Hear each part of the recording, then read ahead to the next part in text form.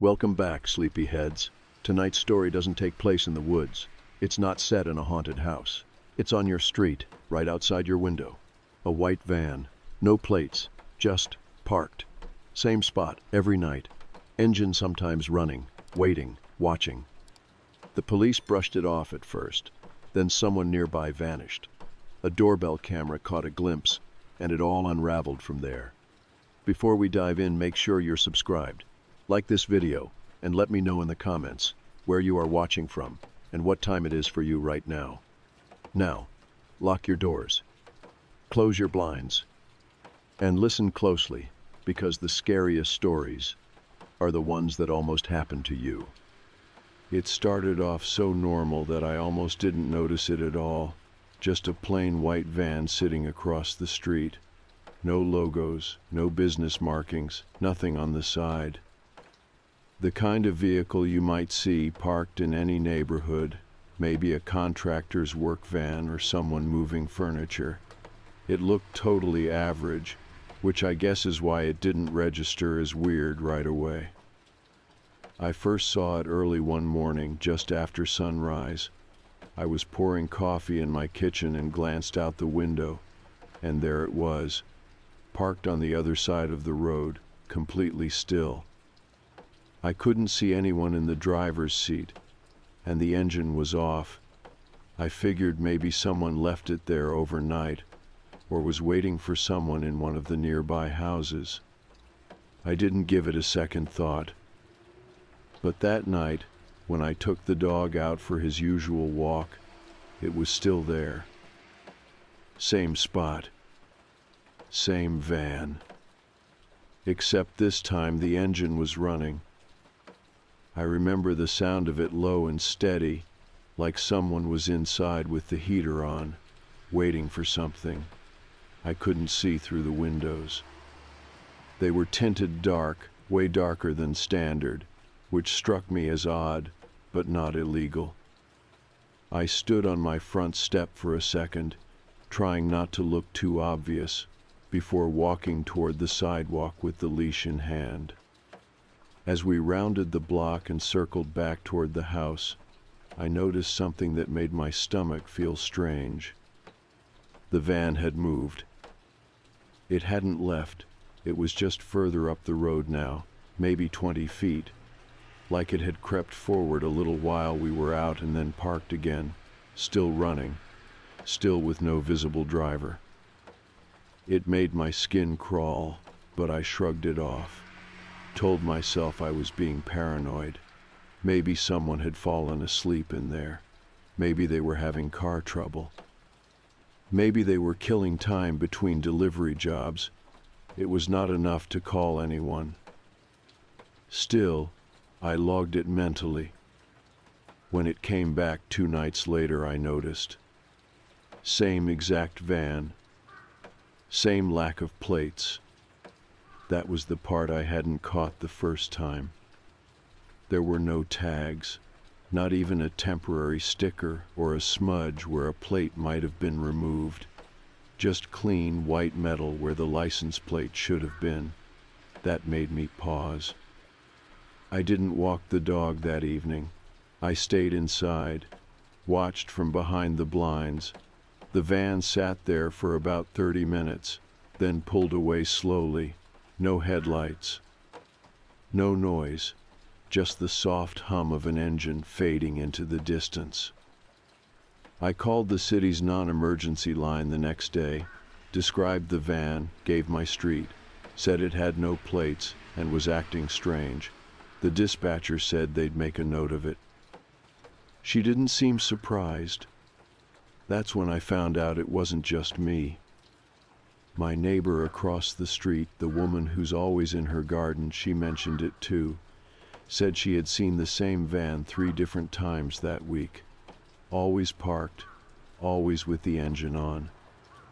One time, she told me, it stayed for 2 full hours and no one ever got out. She had reported it too. By the end of the week, I had seen it 4 more times. Different hours. Different positions along the road, but always within view of my house. Always idle, always empty looking. Then a girl went missing, just 2 blocks over. Her name was Lauren. I didn't know her personally, but I had seen her jogging before, same time every day. Headphones on, bright jacket, one of those people who you start to recognize just from routine. She never came home. The day it happened, her ring cam caught something. The van, parked near the end of her driveway, not moving, just sitting there with the lights off, minutes before she stepped out for her run. That's when everything clicked into place. Same van, same missing plates, same quiet presence I'd been watching from my front window. It showed up in the news briefly. Grainy still images. No one could make out the driver. Police said they were investigating but didn't share much more. They asked for tips. That was it. After that, I started changing how I lived. No more nighttime walks. No more open windows after dark. I began keeping a notepad by the window so I could jot down dates and times without using my phone. I didn't want to risk drawing attention to myself. Every time the van came back, I logged it. When it arrived, how long it stayed, whether the engine was running. Then one night, it followed me. I had taken the dog out just before bed, same route as always. We walked down the block, cut through the alley, looped around the park, and came back up toward the house. That's when I heard it behind me. The low sound of tires rolling slow against the curb. I turned around and saw it. The van. Moving behind us. Not fast. Just slow enough to match our pace. When I stopped, it stopped. I didn't wait. I turned around and walked the other way, back toward the main road. It didn't follow. When I looked back 5 minutes later, it was gone. I didn't sleep that night. And after that, I stopped walking entirely. After that night in the park, I changed my routine completely. Morning walks only, bright daylight, sometimes even midday if I had time, just to avoid the usual crowd and keep my schedule unpredictable. I started cutting across different streets, doubling back, taking random turns even when I didn't need to. I told myself it was just for peace of mind, but it was more than that. It was survival instinct.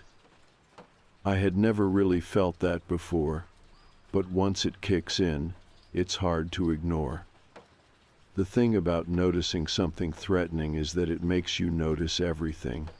Every car idling too long, every person who slows their step when they pass you, every unfamiliar vehicle parked within eyesight of your house.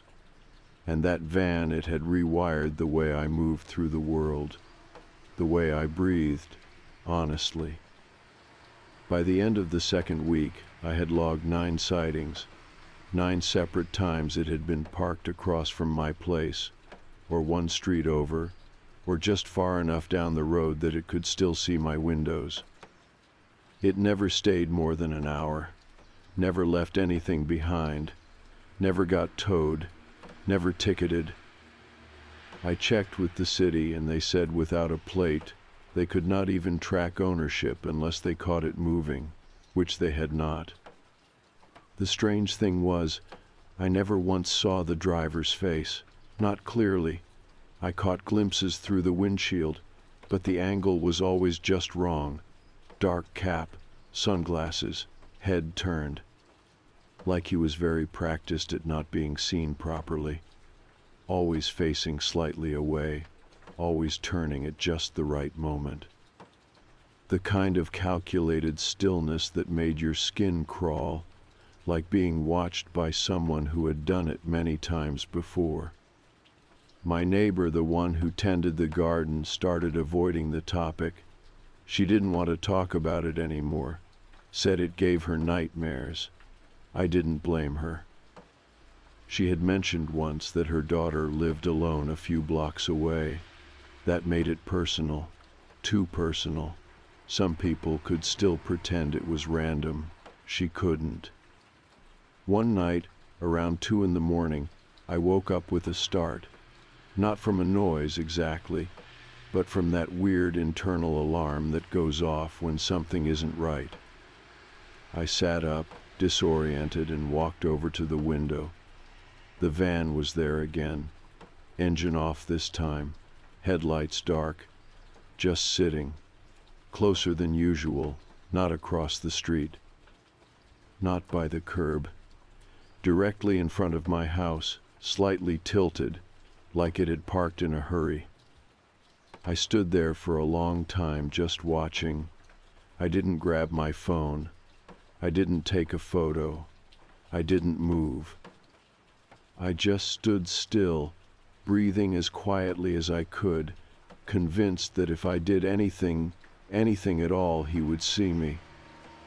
Eventually, I backed away from the window, sat down on the floor, still watching. I stayed there until the sun started to come up, and when I finally got the courage to look again, the van was gone. Not driving away, just gone, like it had evaporated. That morning, I filed another report. I walked it straight into the police station, gave them my full notes, the times, the dates, everything I had tracked. They were polite, but tired. You could see it on their faces. This was not the first time someone had brought them a story about a white van. But now, with Lauren still missing, they paid a little more attention. One officer told me, quietly, that there had been similar calls from 3 other neighborhoods nearby. Same description, same behavior, no plates. He told me to be cautious, said I was doing the right thing by documenting everything. Then he told me to make sure my doors were always locked, which wasn't comforting. I already triple-checked everything. Every night, sometimes more than once. By the 3rd week, I started getting headaches, not from anything physical, just from the stress, from the low-grade constant alertness. I couldn't focus at work. I forgot to eat lunch more than once. I stopped watching shows, stopped reading, stopped anything that might distract me too much. My entire world had shrunk down to 2 questions. Where is he now, and when will he come back? Then one morning, something changed. I was taking out the trash just after 9, normal day, sky overcast, mild breeze. I walked down the driveway, and as I passed the end of my fence, I saw something tucked underneath my mailbox. Folded paper, not junk mail, not a flyer, just plain white printer paper, folded twice, slightly damp from the dew. I opened it right there on the sidewalk. Inside were 2 things. The first was a printed map, a simple layout of my neighborhood, printed from an online satellite view. My street was circled. My house was marked with a red dot. The second was a list. A printed list of names. All women. All from within a few blocks. Some I recognized. One was my neighbor's daughter. One was the barista from the coffee shop I used to walk to. One was Lauren. And there I was, halfway down the list. My full name. My address. Circled in red ink. I didn't call the police from my house. I walked straight to the station again, the paper held flat in my hand like it was on fire. They didn't brush me off this time. The moment they saw it, something in the room shifted. The officer I gave it to stood up and took it into another room without saying a word. Things moved faster after that. They asked me to stay in a secure room while they called for a detective. They asked for everything again. All the van sightings, all my notes, every detail. I gave them everything I had, hands shaking. That was the moment it stopped being creepy and started being real. The detective came in around 40 minutes after they took the paper from me. He looked tired, but alert in that way people do when they have stopped pretending something is routine. He asked if I wanted coffee, and I said no. He sat down across from me in the small windowless interview room and laid the folded sheet flat between us. My name circled in red, still visible even under the fluorescent lights. "This is serious," he said. "We're treating it that way." I nodded. I didn't say much. I think I was still trying to feel my body again, like I had left it somewhere back on the sidewalk when I found that list. I remember rubbing my fingers together under the table just for the sensation. He asked how long I had been noticing the van. I gave him the dates. He asked about the driver, what I had seen, where I had seen him, whether I had ever spoken to him. I told him I never got a clear look at the face, just glimpses, always turned, always avoiding direct view. He asked about Lauren, what I knew about her. I said only that she walked her dog and we had nodded in passing a few times. I hadn't spoken to her beyond that. We weren't friends. I felt bad saying that, but it was the truth. He said it was okay. Said that the list probably contained targets, not acquaintances. That made me cold all over again. Then he said something that stuck with me. "You're not the only one who's seen him." Apparently, 2 other women in the area had come in over the last month with similar stories. They had seen the same van, described the same quiet presence, same darkened windows, same strange behavior of pulling forward slowly when someone walked by, then stopping again. One had even tried to take a photo, but it had come out too blurry to be useful. The van moved constantly, never staying in one area long enough to be predictable. No tags, no visible damage. Always just ordinary enough to avoid too much attention, but always watching. I asked what they were doing about it. He paused. "We're trying to find it, and him." That was all he could say. After that, they let me go home, but they sent a patrol car to drive behind me. An officer sat parked near my house that night, same the next night. It helped a little, knowing someone was watching the street, but it also made everything feel sharper, realer, like I had officially crossed a line into something I was not going to walk back from. I left my porch light on every night. I taped blackout fabric over the inside of my bedroom window. I kept the motion sensor on near the back door and checked it constantly, even when it did not ping. I barely slept. When I did, I dreamed of engines idling just out of view. The van didn't come back that week. At least, not that I saw. Then, a few days later, I was walking past the gas station down the road when I saw something that stopped me cold. There was a man at the pump. Plain jacket, ball cap, nothing distinctive, but the way he stood, the way he turned away slightly when he saw me, the way his shoulders tensed. I had seen that posture before. I ducked behind the side of the building and waited. My phone was already in my hand. I tried to take a photo, but by the time I poked my head back around, he was gone. Not walking, not pumping gas.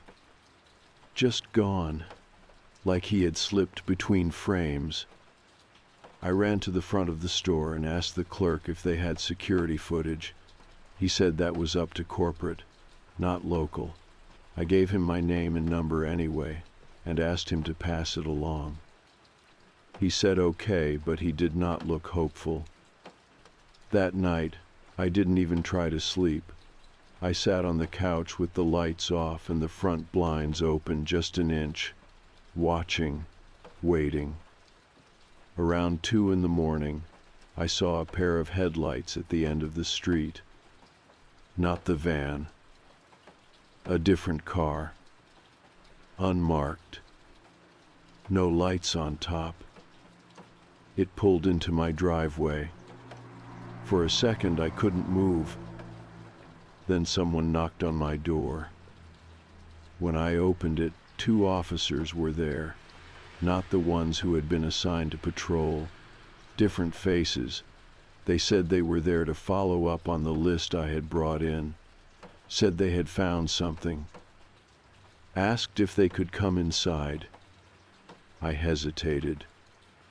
I didn't want to be rude, but something felt off. Not about what they said, about the way they said it. Too polite, too rehearsed, like they had practiced it.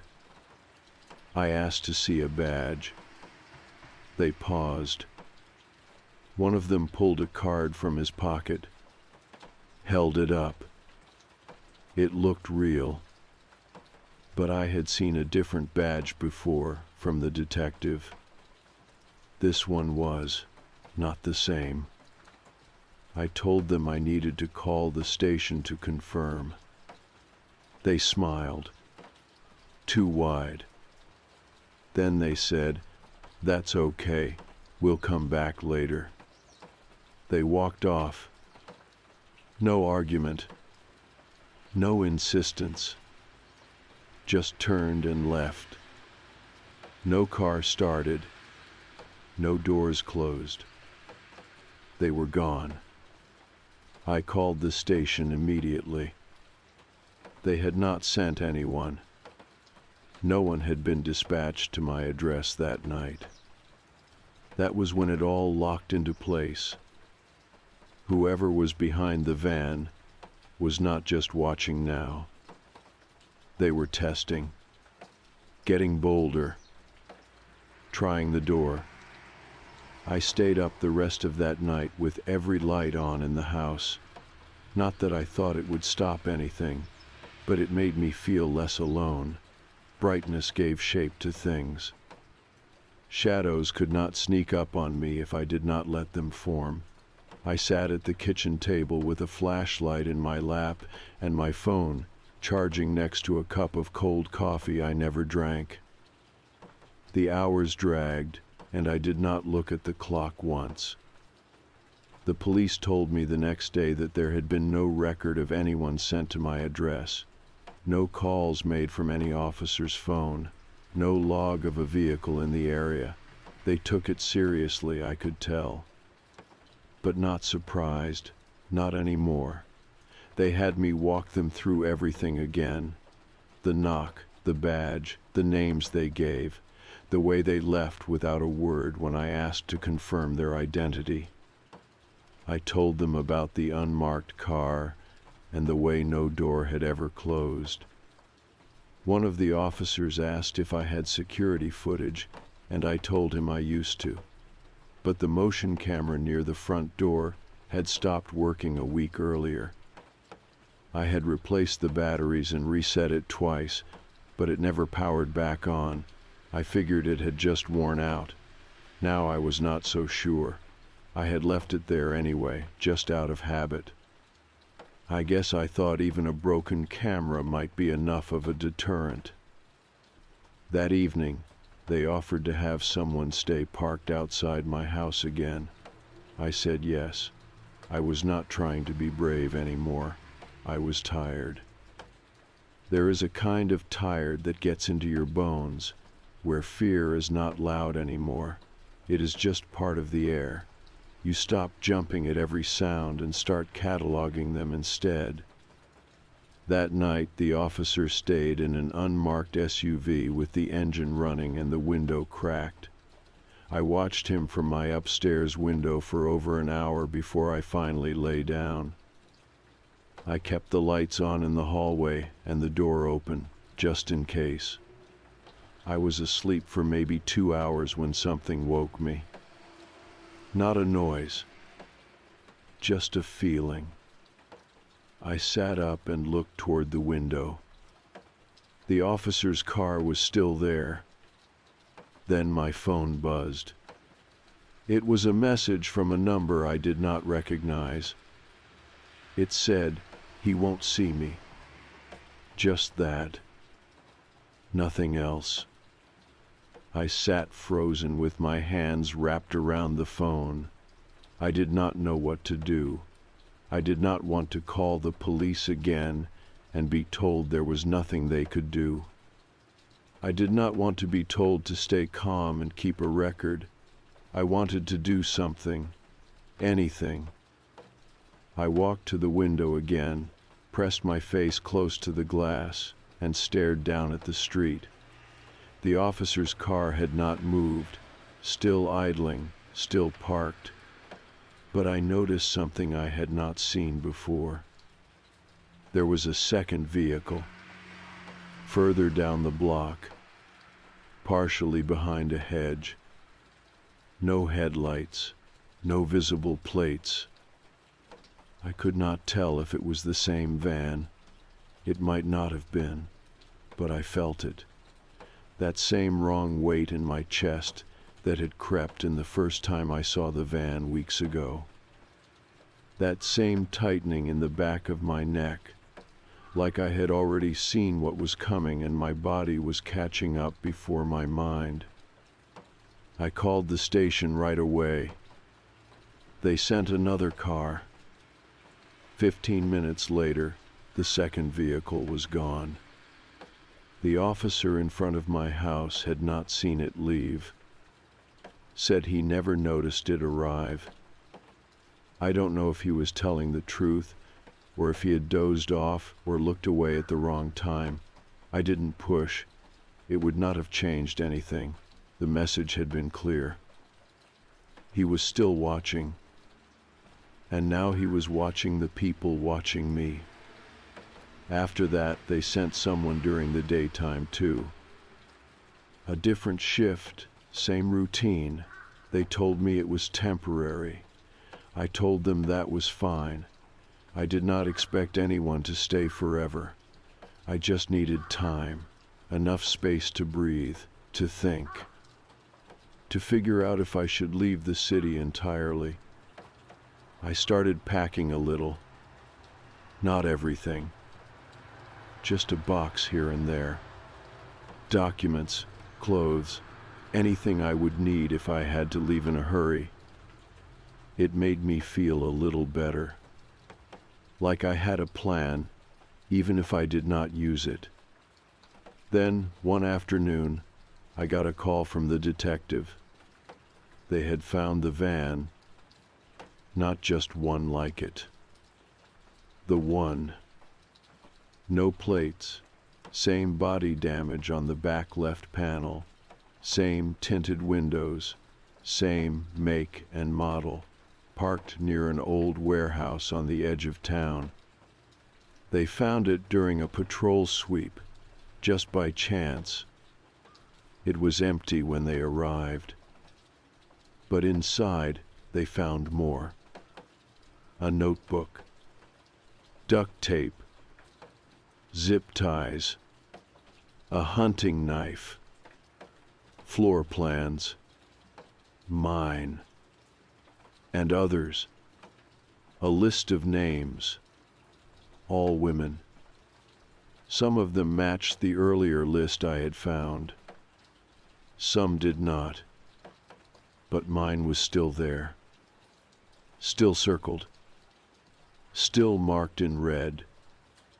The detective said they were building a case, that the van was in evidence, that fingerprints were being processed, that the notebook was being photographed, that they were going to find him. And I believed him. I wanted to believe him. But part of me already knew. He was still out there, and now he knew they were close. They never caught him that week, not officially, not with cuffs and headlines and closure. The van was theirs now, but he was not. The fingerprint analysis came back with partials, but no confirmed match. No name, no face, nothing they could connect to any criminal record or state ID system. Whoever he was, he had stayed careful. He had wiped down almost everything. He had not used digital devices.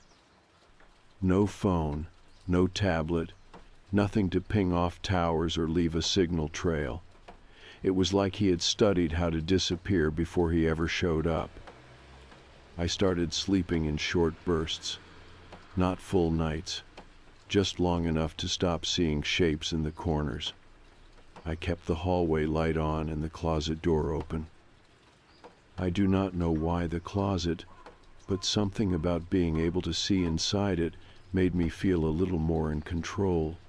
My phone stayed under my pillow, unlocked, screen dimmed but active. A few people from the neighborhood started reaching out to me. Nothing dramatic, just little check-ins. One woman dropped off cookies on my porch with a handwritten note that said, "We're glad you spoke up."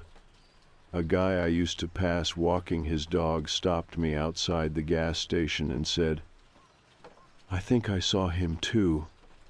Then he looked over his shoulder before getting back into his car. That was the atmosphere now. Nobody said too much, but everyone was watching. The police gave me a temporary caseworker, a woman named Danielle. She was calm in a way that helped. Not warm, but focused. She talked to me like someone who had done this before. She told me I should be proud of how detailed my notes had been. I said I didn't feel proud. I felt like I had almost missed it, that it had taken me too long to admit it was real. She told me most people never admit it at all. She said I was lucky. I did not feel lucky. Every sound made my body tighten. Every knock at the door made my hands sweat. My dog had started barking at nothing more than usual. I couldn't tell if he was reacting to something I could not hear or just picking up on me. Then one night, something changed again. It was around 10. I had just finished brushing my teeth when I heard something tap against the living room window. Not a knock, not a bang, just a tap. A single, soft, deliberate tap. I froze in place, toothbrush still in my hand, waiting. A second tap. This time louder. I walked to the edge of the hallway and leaned forward just enough to see. There was a note pressed to the glass. Just paper, no envelope, held in place by a strip of what looked like masking tape. I stood there for a full minute before moving. Eventually, I opened the door, stepped outside, and peeled the note from the window with trembling fingers. It was short, typed, not handwritten. All it said was, "I had time." That was it. 3 words. No name, no date, no demands. Just a statement. I went back inside and locked the door behind me. I sat on the floor and stared at the note until the sun started coming up. Then I called Danielle. She came in person that day. Not just her. A full team showed up. Plain clothes, quiet, efficient. They swept the house, took the note, collected fingerprints even though I told them I was sure he had worn gloves. They searched the yard, asked about new vehicles, any recent faces, any updates. There was nothing I could give them. Just those 3 words. That night, They left a car outside again. Same as before, but I did not sleep at all. It was not just fear now.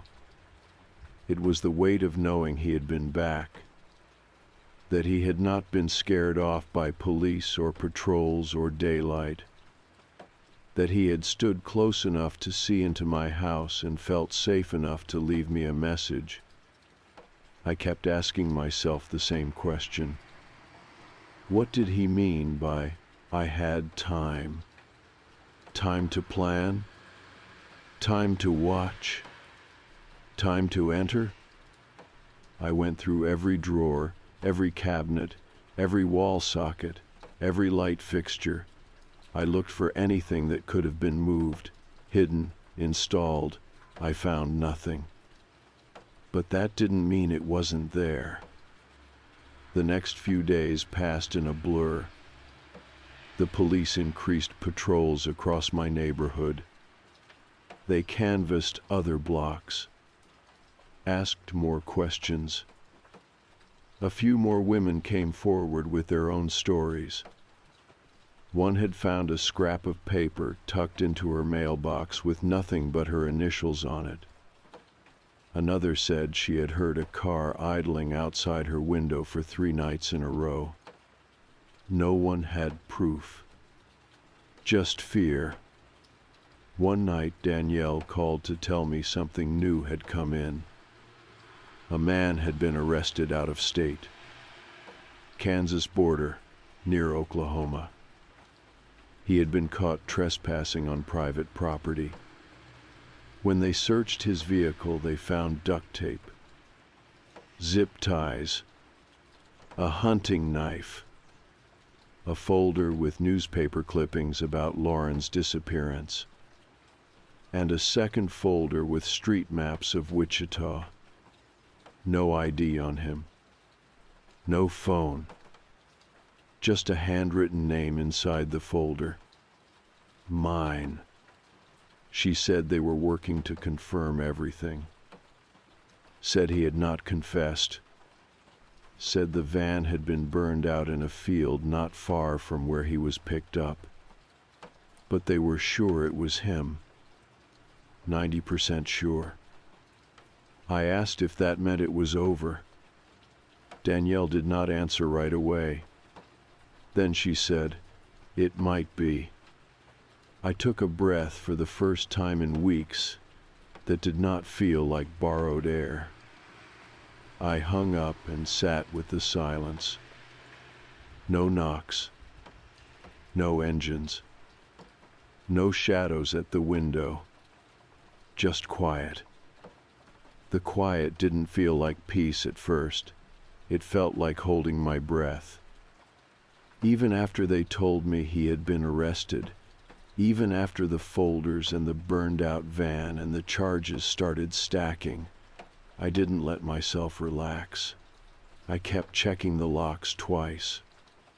I still looked through the peephole before opening the door, even if I was just grabbing the mail. I left the porch light on every night, like muscle memory. The fear didn't go away all at once. It just slowed down, faded at the edges, got quieter. The man's name wasn't released right away.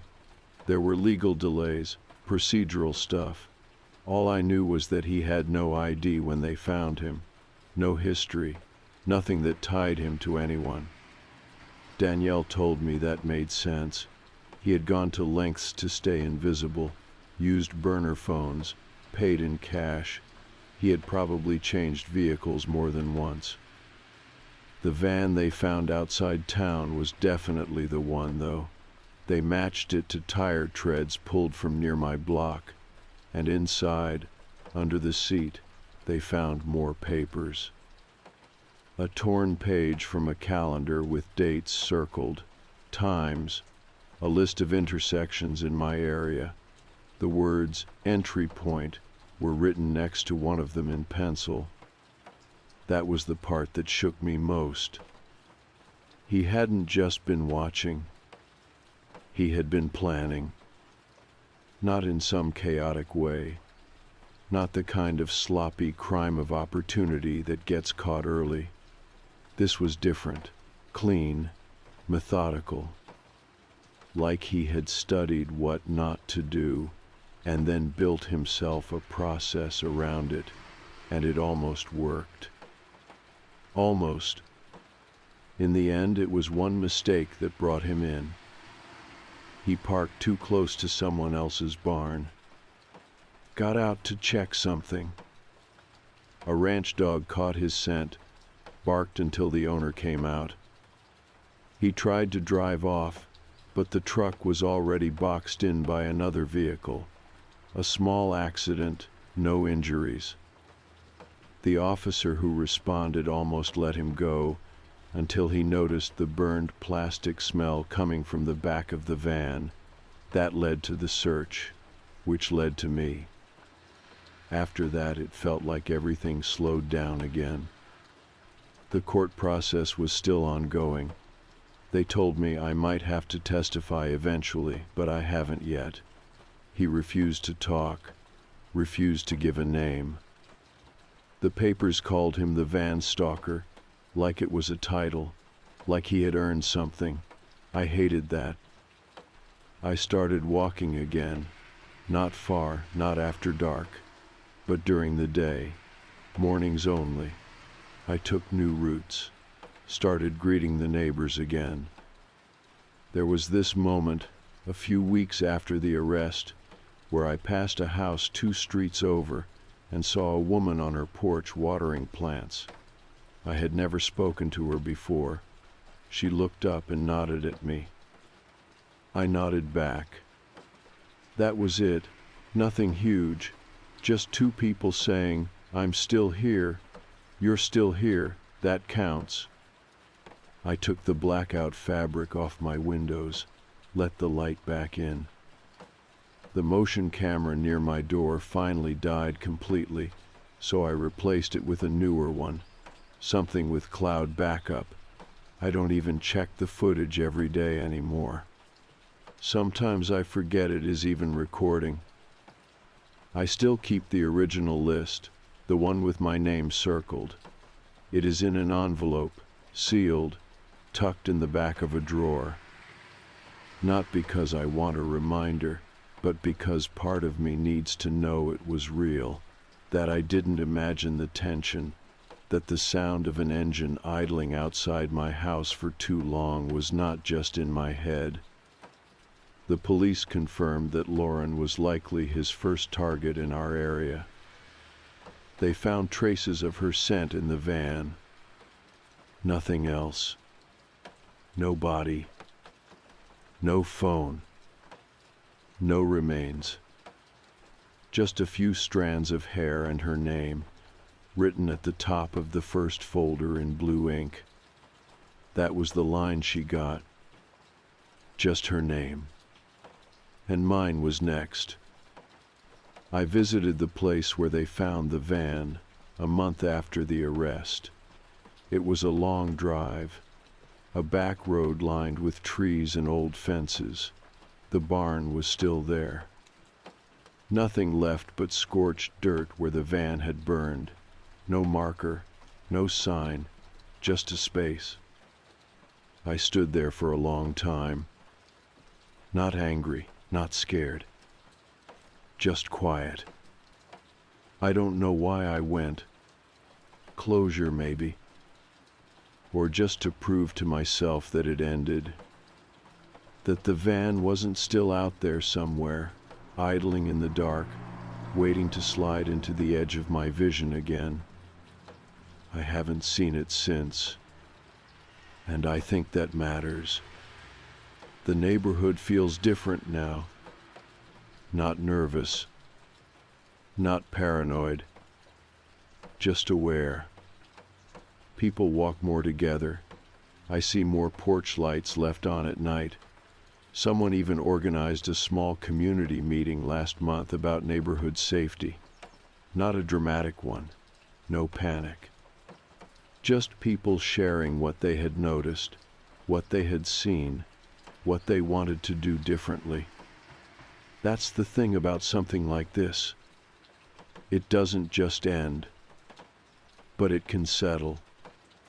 It can shift from fear to alertness, from isolation to connection. That's what it did for me, anyway. I still get the occasional knock that makes my heart lurch. I still flinch at the sound of engines slowing down near the curb. But I sleep again. And most mornings, I wake up to nothing but the sound of birds and sprinklers and the rustle of trees outside the window. That's enough for now. I don't know where he is. He still has not spoken. Still no name. Still no answer to why. But they have him. And I am still here. That matters more. Because some part of me believed, back when this started, that I would vanish too. That I would become a face on a flyer or a blurry clip from a doorbell camera. But I didn't. I spoke up. I paid attention. And because of that, maybe someone else won't end up on a list like mine. Maybe someone else will look out their window at a parked van and decide not to brush it off. Maybe someone else will be believed. That's why I'm writing this. Not because I want to remember, but because I want someone else to notice sooner. Because the van didn't have plates, but I still saw it, and that made all the difference.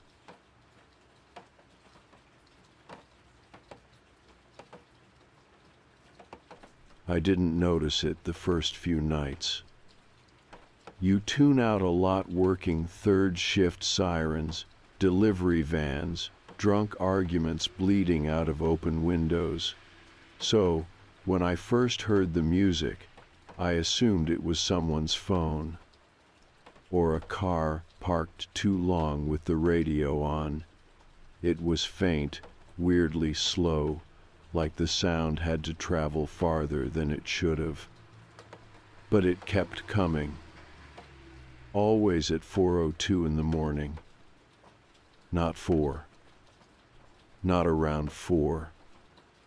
4:02. I only started keeping track because I'm up anyway, coffee in one hand, waiting for my eggs to finish frying. I work at support from home, and my hours are flipped. I sleep during the day, live mostly in the dark, same as raccoons and people with unfinished grief. The music was always the same, that old ice cream truck jingle. You know, the one, those plinking carousel-style notes, only this version was wrong, slower, warped, like it was dragging itself through water, and even worse, it didn't fade in or out, it just started, full volume, right at 4:02, played for exactly 2 minutes, then stopped like someone cut the cord. At first I thought it was a prank, or maybe one of those cursed viral marketing things, but this isn't that kind of neighborhood. My street's a cul-de-sac in Camden, New Jersey, the kind with cracked sidewalks and leaning mailboxes.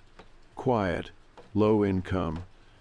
No one around here has the energy for a prank that's consistent. And besides, no kids live on this block.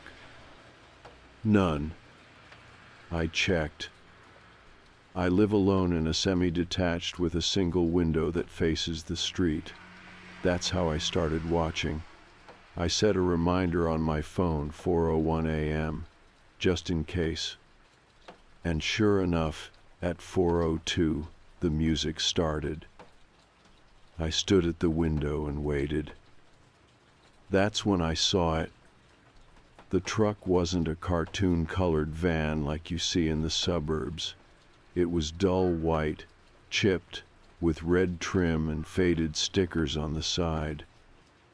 The kind that used to have a smiling mascot, but the face had been scraped off, replaced with a blank circle, just eyes and a line for a mouth. It moved slow, too slow, like it wasn't driving, like it was gliding. It stopped at the same spot in front of number 16.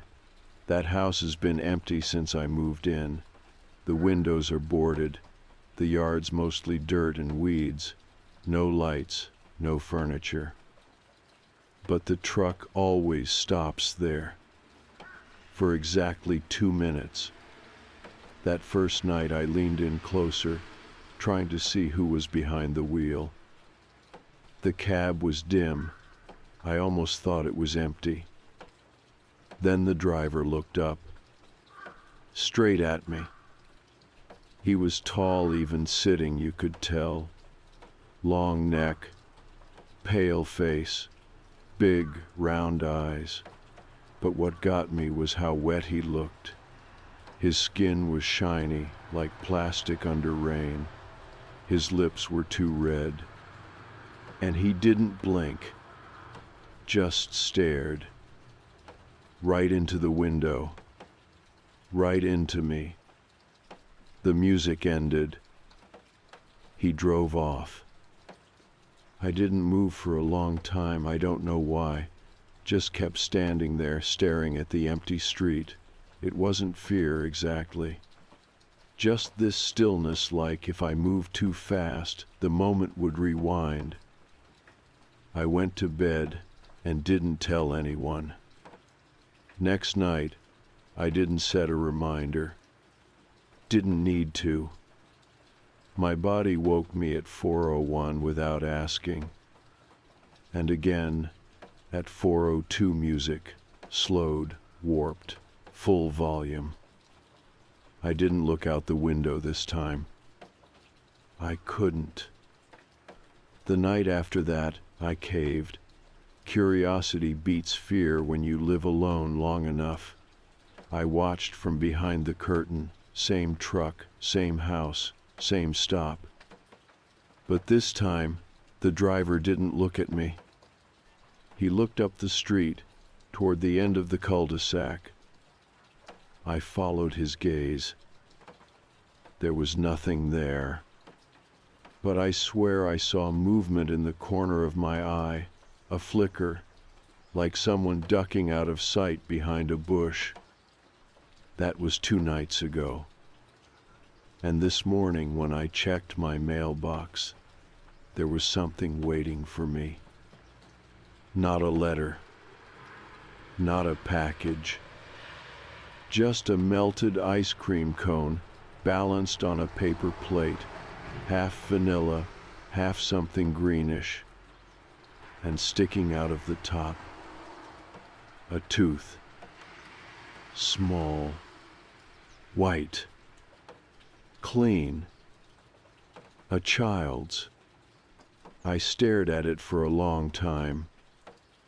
Then I threw it all in the bin and poured bleach over the top. I haven't called anyone. Who would I even call? There's no license plate. No one else is awake at 4 in the morning. The truck doesn't come at normal hours. No kids live on the block. But the truck keeps coming. 4:02. Every night. And I know deep down under the part of me that still believes in logic that it's not trying to sell anything. It's looking. The cone and the tooth messed me up more than I thought it would. I didn't sleep that night. I couldn't. I sat in the kitchen with the lights off, watching the street through the window blinds like I was waiting for something worse to show up. I kept trying to tell myself it was just a prank. Someone knew I'd been watching. Maybe I had a neighbor who thought it would be funny to lean into the weirdness. But I don't talk to my neighbors. Not because I'm antisocial. I just work nights, sleep days, and by the time I'm up and alert, everyone else is already inside, winding down or putting their kids to bed. I know maybe 2 names on this block. No one here knows me well enough to mess with me like that. And no kid I've ever seen is small enough to lose a tooth that size. By 9 that morning, the cone was gone. I dumped it into a plastic bag, tied it up, and tossed it in the bin with the bleach-soaked paper plate. I scrubbed my mailbox out with dish soap and hot water like it was diseased. I didn't even check my post. I didn't tell anyone. But that night, I watched again. Not because I wanted to, because it felt worse not to. At exactly 4:02, the music started. Same warped tune, same dragging tempo, same sudden stop at the middle of the block. I stayed back from the window this time, just far enough to see without being seen. The truck stopped outside number 16 again. But the driver never looked up. He just sat still in the cab, head slightly tilted toward the passenger seat. I couldn't see what was there, just the top of something red, like fabric. After 2 minutes, the truck rolled on. I counted every second. I waited another 10 before I finally exhaled. And then I did something stupid. I stepped outside. It was nearly 5 by then. The sky was starting to pale, that weird, colorless stretch of time right before sunrise where everything feels off. The pavement was cold under my bare feet, but I didn't notice it until later. I walked slowly toward number 16. The truck was long gone, no sign of it, no tire marks on the street. But something had been left behind. A small puddle. Directly where the truck had stopped. Milky white, like melted soft serve, but thinner. And in the middle of it, something glinted. I crouched down. It was a charm. Like the kind kids used to clip onto bracelets or zippers. A tiny gold shoe, one of those rounded baby shoes, tarnished, slightly bent.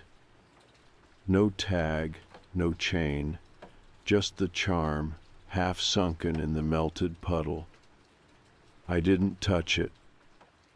I went back inside, locked the door, and shoved a chair under the handle. I didn't sleep that morning either. That evening, I made a pot of coffee and stayed up through the night again. By midnight, I'd made a plan. I was going to follow the truck. Not forever, just once. I needed to know where it came from, where it went, if it stopped somewhere else, if anyone else saw it.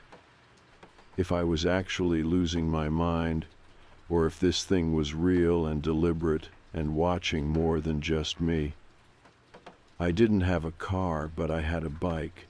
It wasn't much. A second-hand mountain bike with a sticky front brake and a headlight that needed tightening, but it would do.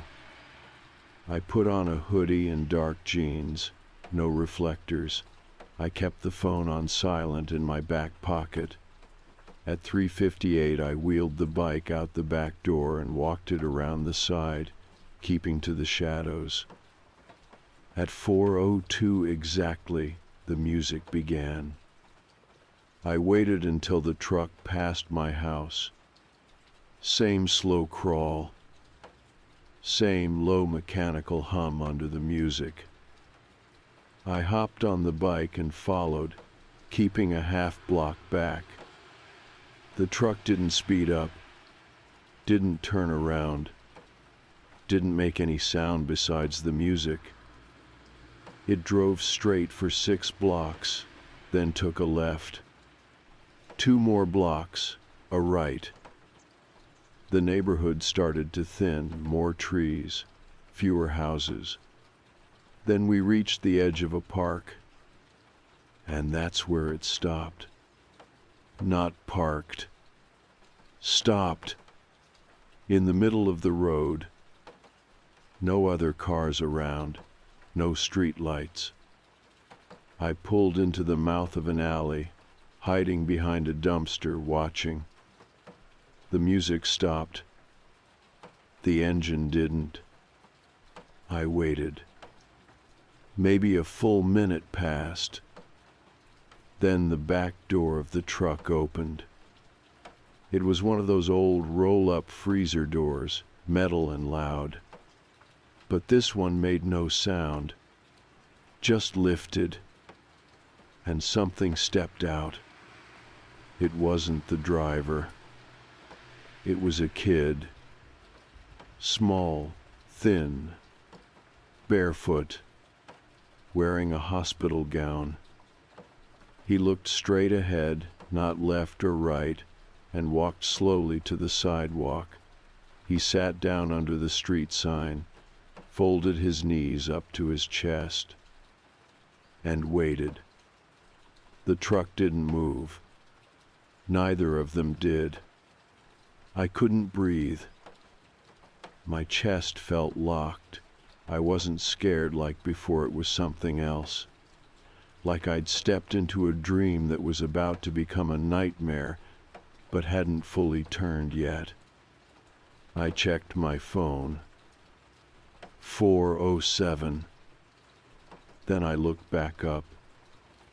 The boy was gone.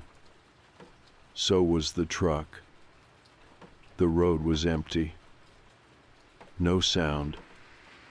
No light. Nothing. I didn't talk to anyone the next day. I didn't go online. I didn't even open the blinds. I just sat in my living room with my coffee going cold beside me, and my hands in fists so tight my nails left marks. I kept running it over in my head, trying to force some kind of order into it. I had seen the truck. I had followed it. I had seen the back open. I had seen a kid walk out. Then the truck and the boy both disappeared in under 60 seconds. There was no sound, no smoke, no turn, no screech of tires. It was just gone. And I knew with a sinking clarity that I hadn't imagined it. It hadn't felt like a dream. Dreams never carry that much weight in your chest afterward. You do not wake up with your palms sweating unless you were awake the whole time. By the evening, I knew I had to go further than just watching it. I had to find out if this thing had happened before, if anyone else had seen it. I wasn't going to post online. I had done that before with weird stuff, and it always turned into people asking if I was high or playing a joke. This time I wanted something real, so I started with the most boring and reliable place I could think of. I walked to the public library. It was half empty when I got there. A few people at tables, a teenager charging their phone near the front. The librarian gave me a look like she wasn't sure if I was lost, or about to ask her a question she didn't want to answer. I nodded politely and went to the old microfilm machine in the back. They still had local newspapers archived on microfilm going back to the 1970s. I wasn't even sure what I was looking for. Accidents, maybe. Unexplained disappearances. Anything involving an ice cream truck. I narrowed it down to the summer months first, then started skimming headlines year by year. Nothing jumped out at first. But then, under the August 1983 section, one headline caught my eye. Boy missing after leaving home late at night. No photo, just a few paragraphs. The kid's name was Michael Reyes. He was 7 years old, lived 3 blocks from where I live now. His mother said she had fallen asleep on the couch and woke up to find the front door open. She told police she remembered hearing a melody outside around 4 in the morning, but could not say for sure what it was. The police found no signs of forced entry. No witnesses saw anything. Michael was never found. I searched his name. Nothing else came up. No anniversary pieces. No follow-up interviews. It was like he had been forgotten entirely. I kept digging. 1987. Another boy. Same neighborhood. Also disappeared between 3 and 5 in the morning. Parents asleep. No signs of struggle. 1994. Different part of Camden, but still close. Girl, 10 years old. Gone without explanation. House locked. Neighbors reported hearing strange music earlier that night. I sat back from the machine and rubbed my eyes. I was getting tunnel vision, but the pattern was impossible to ignore. Every 4 or 5 years, always in the summer, always in the early morning, always involving children who disappeared without a trace. The police reports always leaned toward runaways, but no one ever found them. No one ever reported sightings. The trails went cold in the same way every time. There were no suspects, no persons of interest, no statements about an ice cream truck. But one article mentioned something that made me freeze. It was buried in the 5th paragraph of a missing persons report from 2002. The boy's name was Elijah, and he had last been seen by his older brother, who shared a bedroom with him. The brother told police that Elijah had gone to meet the truck.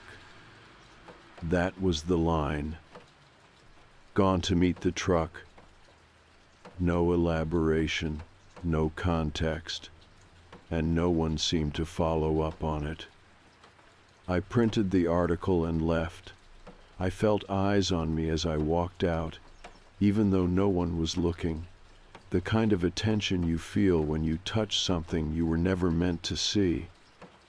At home, I laid the article on my kitchen table next to the gold shoe charm and the notes I had written by hand. I drew a small map of the street, marked where the truck always stopped, where the puddle had been, where the kid had sat under the sign. I didn't know what I was building, but the pattern helped me breathe. That night, I didn't follow the truck. I watched from the window again. At 4:02, the music started. The truck moved at the same speed, same stop, same timing. Only this time, it did something new. It kept playing the music after it stopped. That had never happened before. It stayed parked in front of number 16 for its usual 2 minutes. But the melody continued. It was slower than before, lower pitched, and the rhythm was wrong. It stuttered at one point, like someone had forgotten how the song went and tried to keep going anyway. I didn't move from the window. I didn't breathe until the truck finally pulled away and the music cut off mid-note. I went to bed with all the lights on. I knew then that it was escalating. It had noticed I was following it, not just watching from behind glass, but tracking, researching, digging up things that were meant to stay buried. And I think it was trying to warn me to stop. I kept the lights on for 3 nights straight.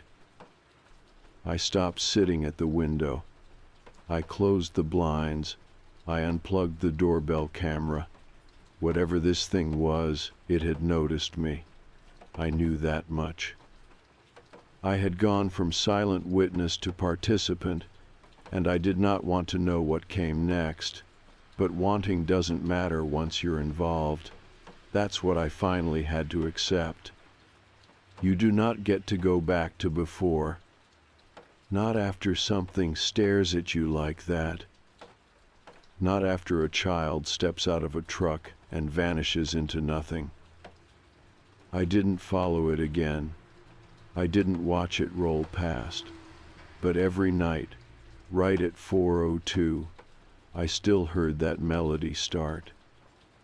Warped. Wrong.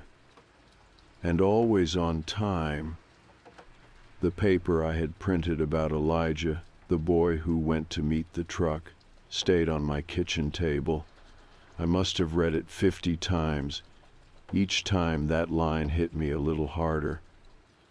Not because it was eerie, because it felt casual, like no one thought to ask what truck he meant. I started to wonder if someone had. But maybe that part had been left out. I called the Camden Records office the next day. I told them I was researching older missing persons cases for a local piece. Not a lie, really, just not a published one. I asked if there were any family members still listed as contacts in the Elijah Reynolds file. The woman on the phone was helpful in that tired way people are when they have no reason not to be. She confirmed there had been an older sibling, Daniel Reynolds. He would be in his mid-30s now. I asked if there was a number. She couldn't give me that.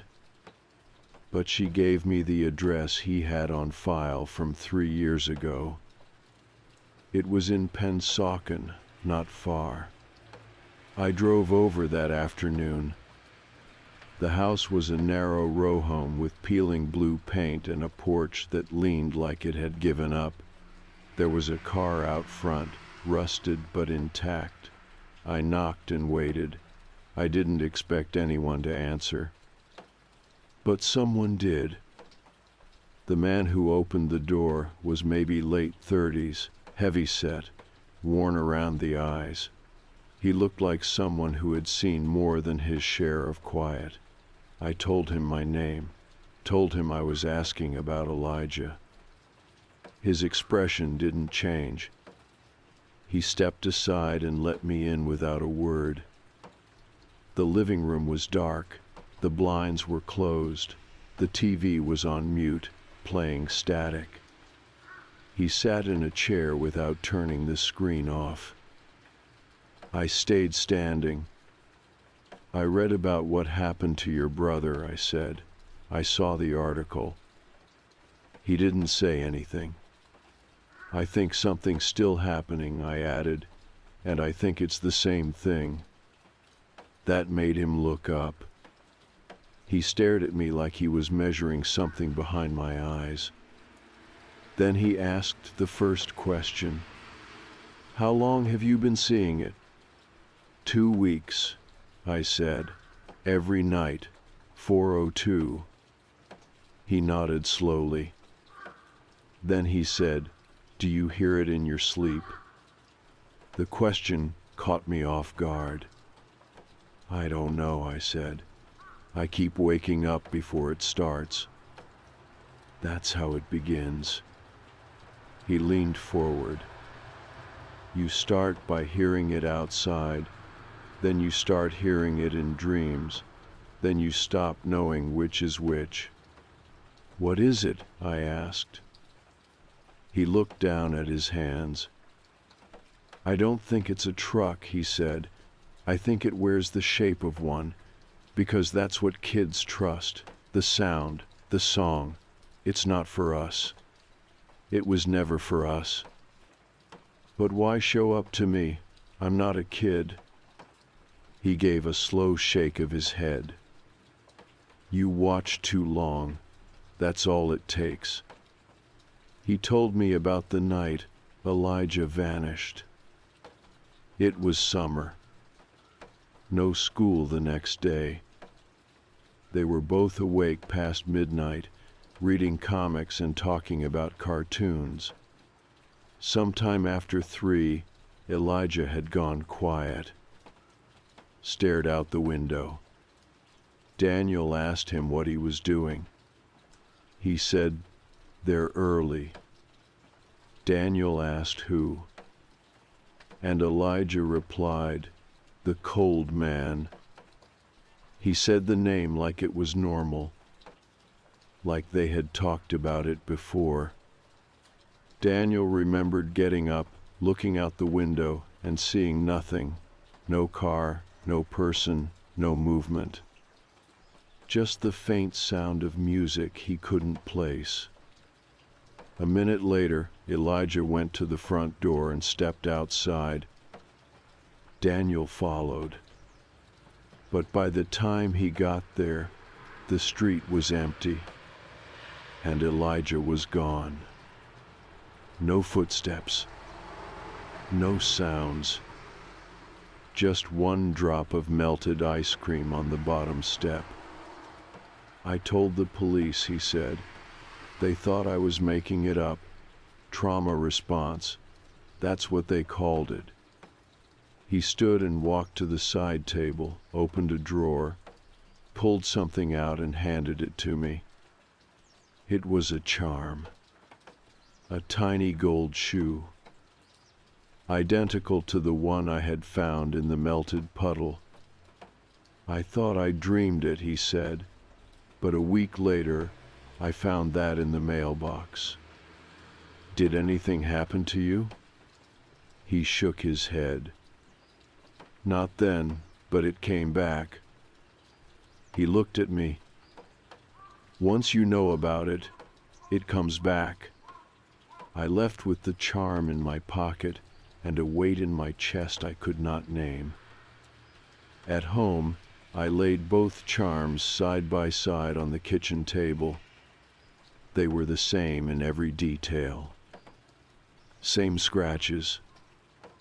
Same small bend near the arch. Like they were not copies. But the same one. I didn't leave the house the next day. I stayed inside with the blinds drawn and every light on. I kept the charms on the kitchen table, lined up side by side like they might do something if I stared long enough. I couldn't stop looking at them. They were too identical, not similar, not replicas. They had the same scratches in the same places, the same tiny nick where the gold flaked at the tip. It was like the same object had appeared in 2 places. One in my mailbox, one in Daniel's drawer. The thought settled heavy in my chest. I started to wonder how many people had one of these. How many people had found a charm, or a puddle, or a cone with something hidden inside. Maybe not everyone remembered. Maybe it had been happening for years, decades even, but no one had tracked it the way I had. They had seen it once, then buried the memory under sleep, routine, and fear. I was not forgetting. I couldn't, and that meant I had one thing left to do. I was going to stop it. I didn't have a plan. I just knew I couldn't keep watching. I couldn't be passive. The truck came every night, always the same route, always 402, always stopped at number 16. It had followed a routine like a machine, and I believed that meant it could be disrupted. Even machines can break. That night, I stood outside my house with a flashlight and a small crowbar tucked under my arm. The air was warm but felt colder than it should. My breath clouded more than the temperature called for. I was sweating, but I still shivered. The truck always moved slowly. I figured if I approached it from the side, I might get close enough to look inside the back. Maybe even force it open. At 4:01, the street was silent. At 4:02, the music began. It was slower than before, not just dragging, struggling. The melody skipped a few notes in the middle, then restarted from the beginning. I stayed behind the bushes until the truck passed me. It stopped in front of number 16. I waited 6 seconds, then stepped out. My heart was pounding, not loud, just tight and deep, like a drum played underwater. I walked to the back of the truck. The metal was old, flaked with rust. The latch was covered in scratches. I reached for the handle. It was cold. I mean winter cold, metal that burns your skin even though the night was warm. I gritted my teeth and pulled. It moved easily. The door rolled up smoother than I expected. Inside, the floor was clean, empty, no coolers, no product, no freezers. Just a square metal room. The walls were lined with hooks, dozens of them, and on every hook something hung. Shoes, small ones, baby shoes, toddler sneakers, slippers. A few still had name tags. I stepped back. My body wanted to run, but my feet didn't follow. I heard the driver's door open. Slowly.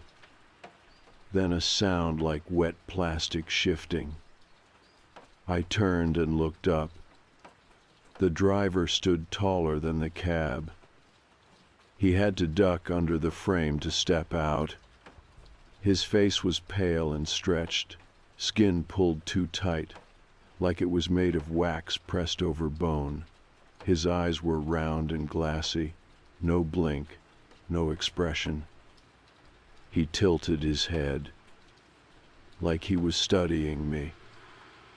I gripped the crowbar tighter. He didn't move. Then he opened his mouth, and the music came out. Not a voice, not words. The ice cream truck jingle playing from inside his throat. It sounded warped, like a speaker underwater, but I could hear the notes clearly. I stepped back again. He followed, slow and smooth, 1 foot at a time. He didn't chase. He just moved like he already knew where I was going. I turned and ran. Back to my house, through the front door. I locked it. Then I pushed the couch in front of it, shaking. The music outside kept playing. Longer than usual. It was still going 5 minutes later. Then 10. Then silence. When I finally opened the door, the street was empty. No sign of the truck, no footprints, no sound. Just a puddle on my doorstep. No charm this time.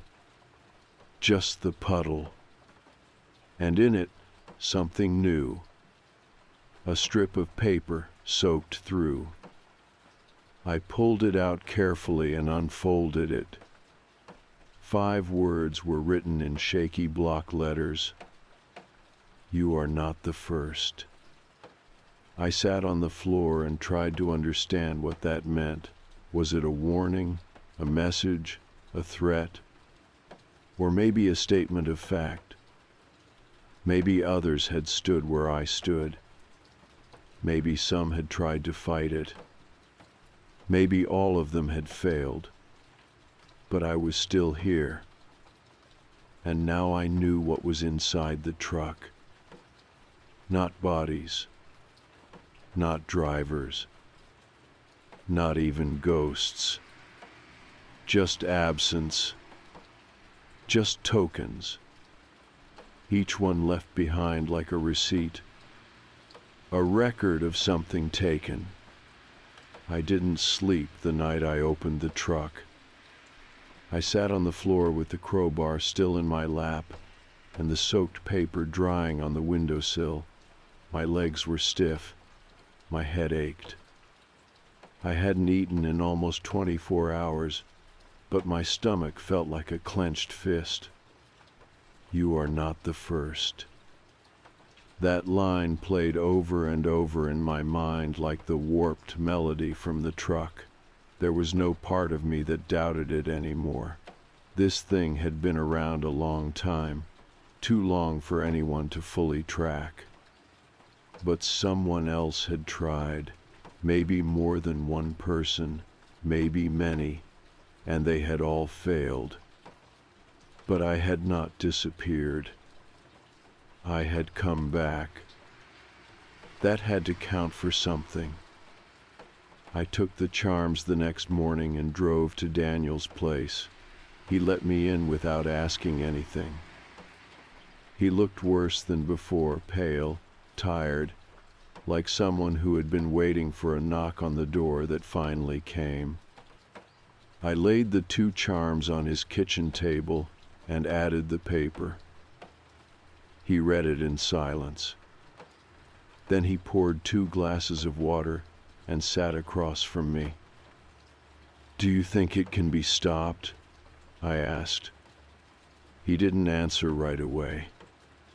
Then he said, "No, I think it feeds on the attention, the pattern, the watching. That's why it plays the music. It wants you to look.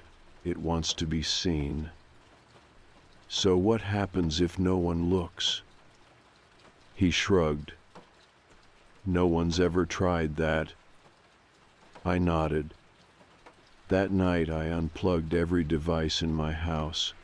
I turned off my phone. I pulled the blinds shut and nailed the edges down with tacks. I put on noise-canceling headphones and played rain sounds at full volume. At 4:02, I felt it pass. Even without sound, even without sight, I knew it was there. But I did not look. The next night, I did the same. And the next. On the 4th night, the music stopped coming. There was no sound, no pressure in the air, just stillness, like whatever had been coming finally moved on, or gave up. I kept the routine for 1 full week just in case, and then I stopped checking the clock. I started sleeping again, slowly, lightly, but it was sleep. I went back to work. I spoke to my sister on the phone. I made a real meal for the first time in days. I stopped walking past the window at night. I stopped expecting something to be waiting for me. One morning, I found a letter in my mailbox. Handwritten. No stamp. No return address. It simply said, "You broke it." There was nothing else. No signature. No name. But the tone felt different. Less like a threat. More like acknowledgement. Or maybe even thanks. I showed it to Daniel the next day. He read it twice and smiled for the first time since I met him. "Then maybe that's it," he said. "Maybe it's over." We sat for a while without talking. Before I left, he gave me something. A shoebox. Inside were newspaper clippings, all the ones I had found and many more I hadn't, dozens of them. Articles dating back to the 60s, Camden, Philadelphia, Wilmington, Trenton. All early morning disappearances, all children, all unsolved. In every single one, there was a pattern buried in the language, a mention of music, or a description of a white van, or a note about something left behind. A coin, a charm, a cone. None of the papers had ever connected them. But Daniel had. He had been collecting them for years. "I never knew what to do with them," he said, "but maybe now they're just stories." I took the box home and scanned every single page. Then I packed the originals away and gave the scans to a friend who writes local history columns. He called it the Cold Song. I didn't tell him it was real. He didn't ask. That was months ago. Nothing's happened since. The truck has not come back. The music has not returned. I walk at night now. Not far, just around the block. I pass number 16 sometimes. The house is still empty, still boarded, but I don't feel anything when I look at it. No cold spot, no dread. Just a house with a history. Like all places. One night I left something on the step. A charm. One of the gold shoes. The other one I buried in my backyard. Just in case. I still don't know what the truck really was. A spirit. A curse. Something older, maybe. A ritual playing out behind the rhythm of an old jingle. But I do know it wanted to be seen. And I do know it fed on patterns. And maybe most of all I know this. The only way to starve something like that is to take your eyes off it. Stop listening. Stop naming. Stop giving it space in your mind. So I won't say its name anymore. And I won't tell this story again. I'll just go to sleep before 4 and wake up with the sun.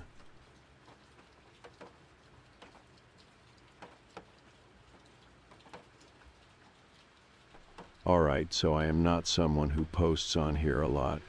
I mostly read. Usually crime stories or weird, scary stuff.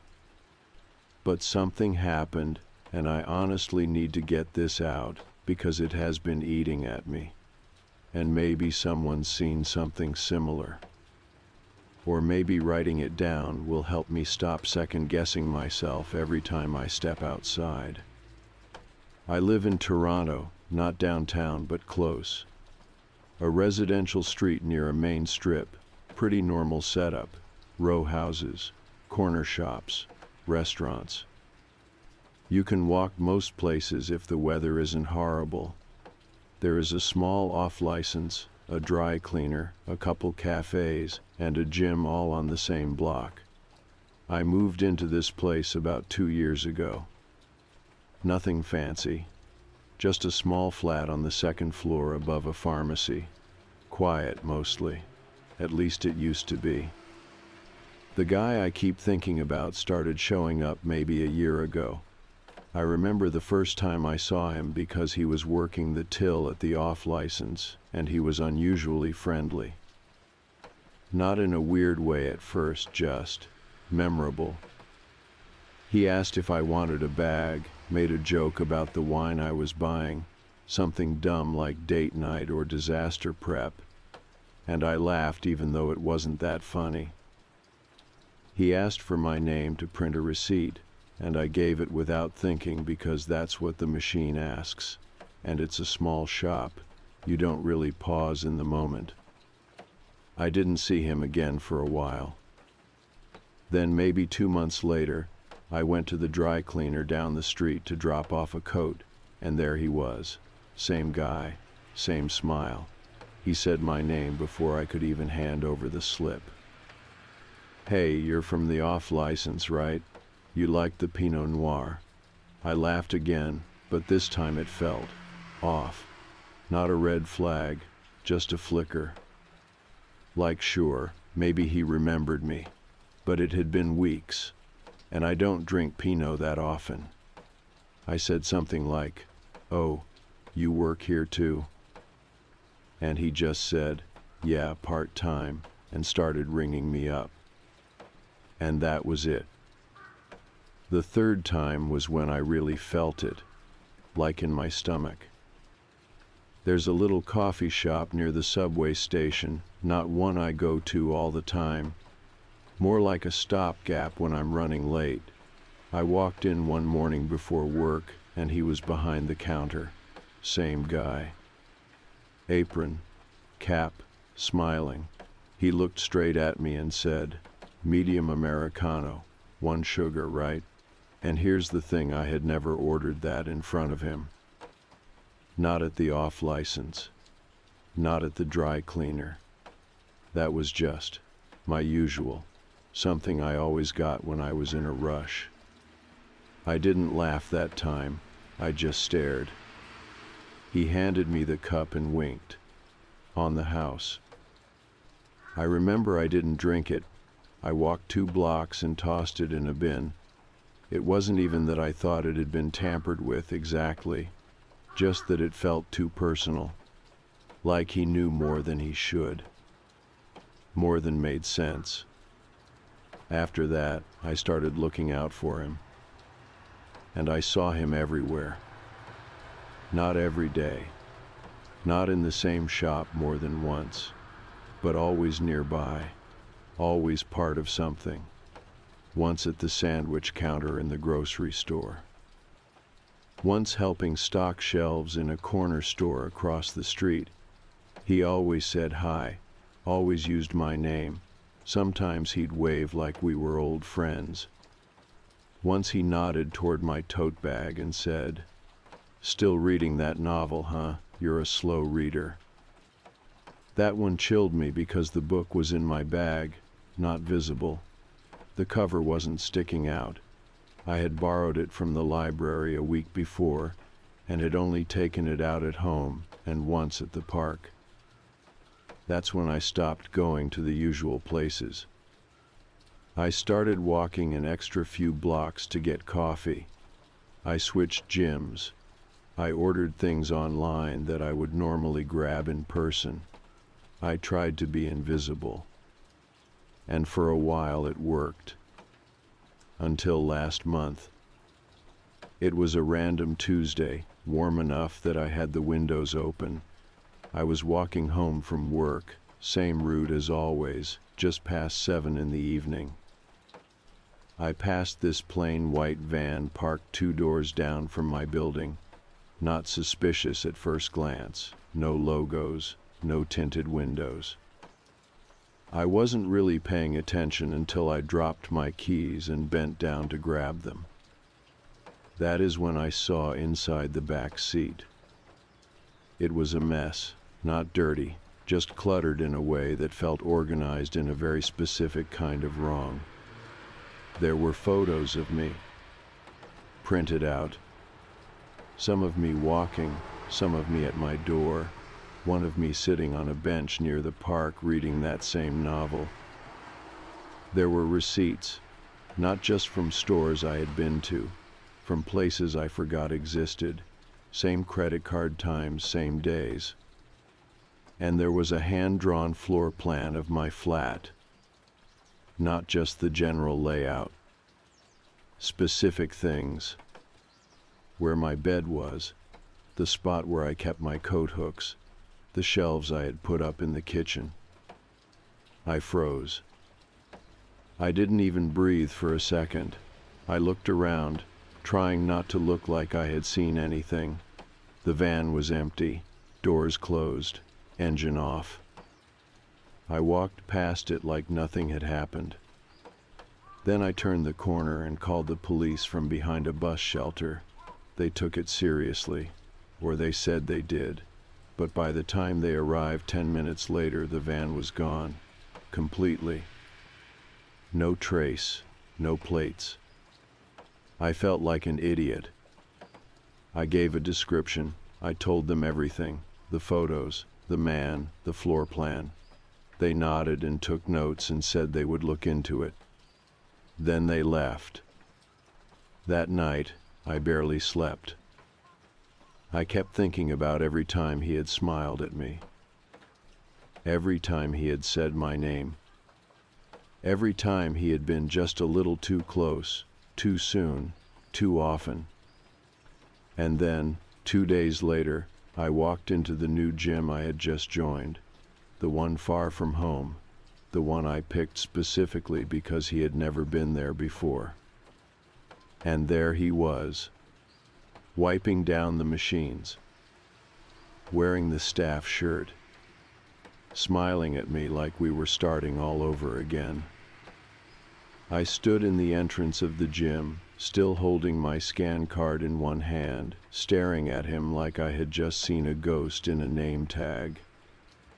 He was wiping down a treadmill near the far wall, completely casual, humming to himself like it was any other shift. He hadn't seen me yet, or maybe he had and was pretending not to. Either way, my heart started pounding in this weird, slow way. Not panic exactly, but this heavy, sinking dread, like my body had figured something out before my brain caught up. I didn't scan in.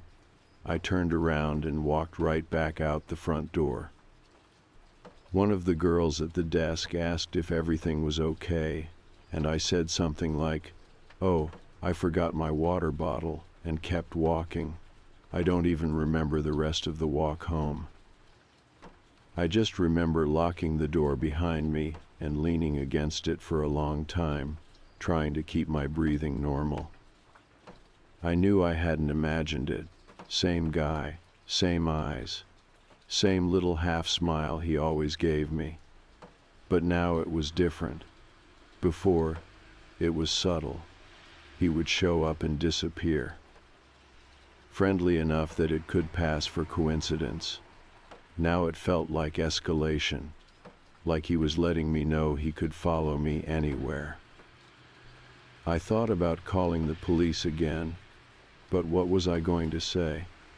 Hi, yes, that man I reported a while back for having a van full of photos of me is now employed at my gym. No, I don't have any proof he's done anything. No, I don't know his real name.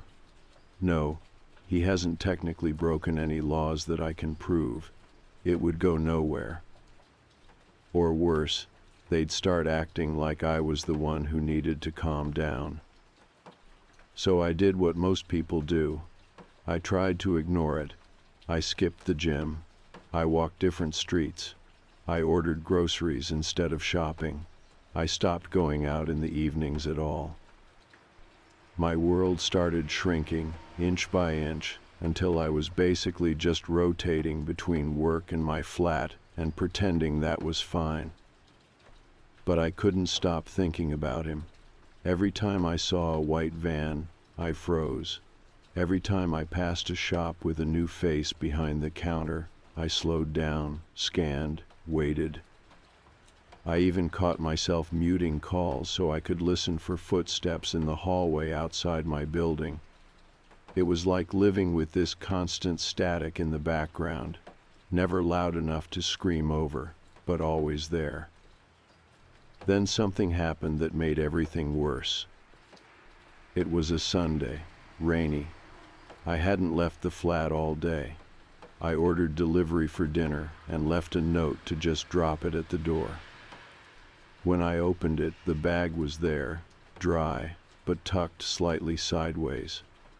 Not how it usually lands. That's not even what got me. What got me was the receipt inside.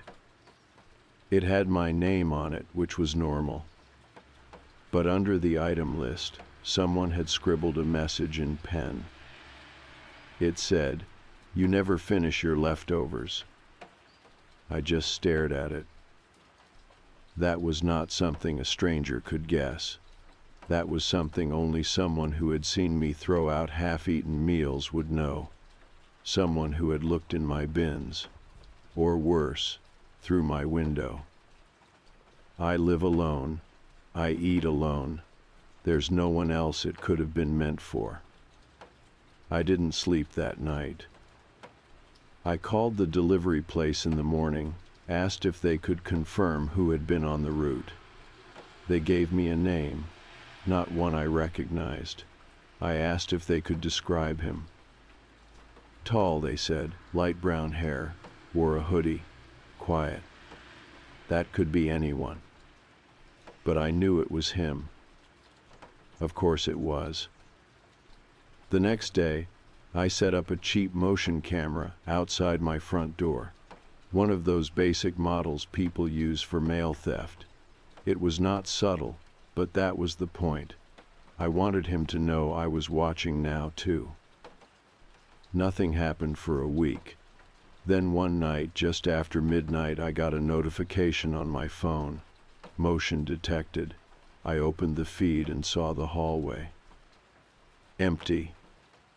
I watched the clip 3 times. Nothing moved, no one there. But the door was slightly ajar.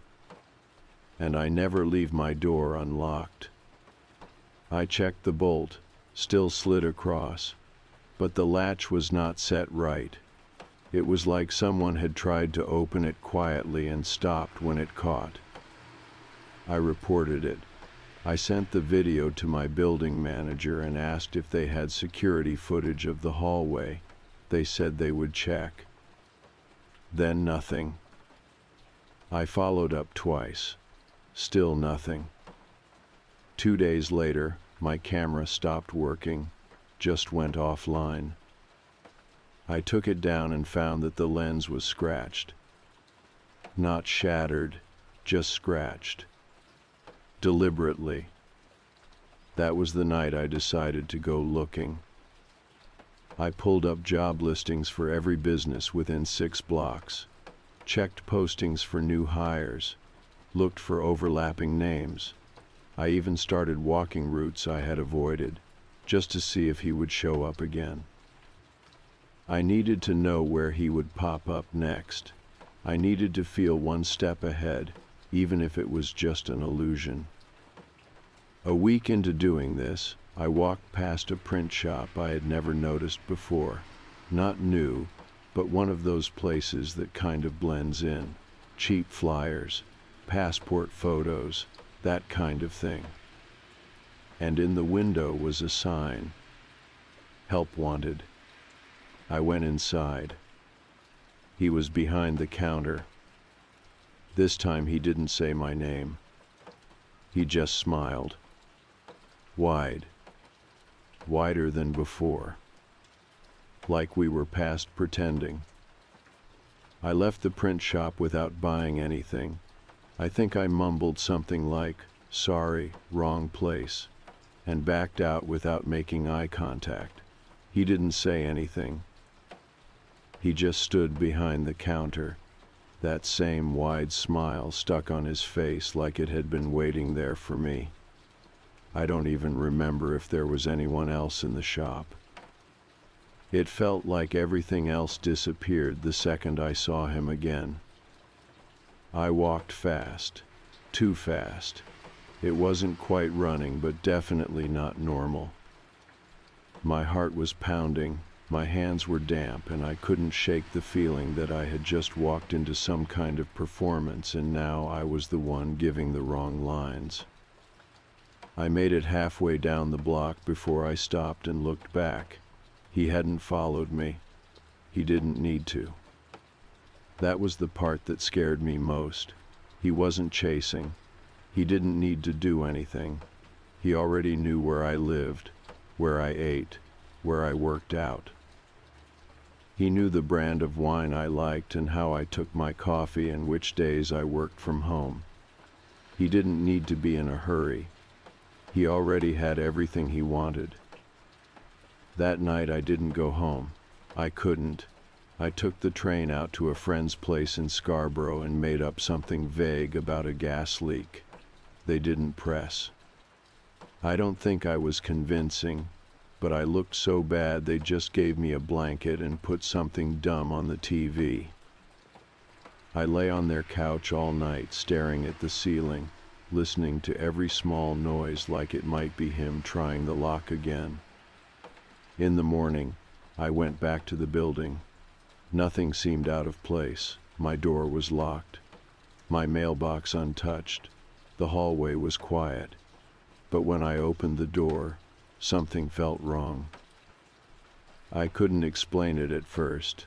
Nothing was missing, nothing was moved, but the air felt different, like it had been disturbed, like someone had been in the room and left just before I arrived.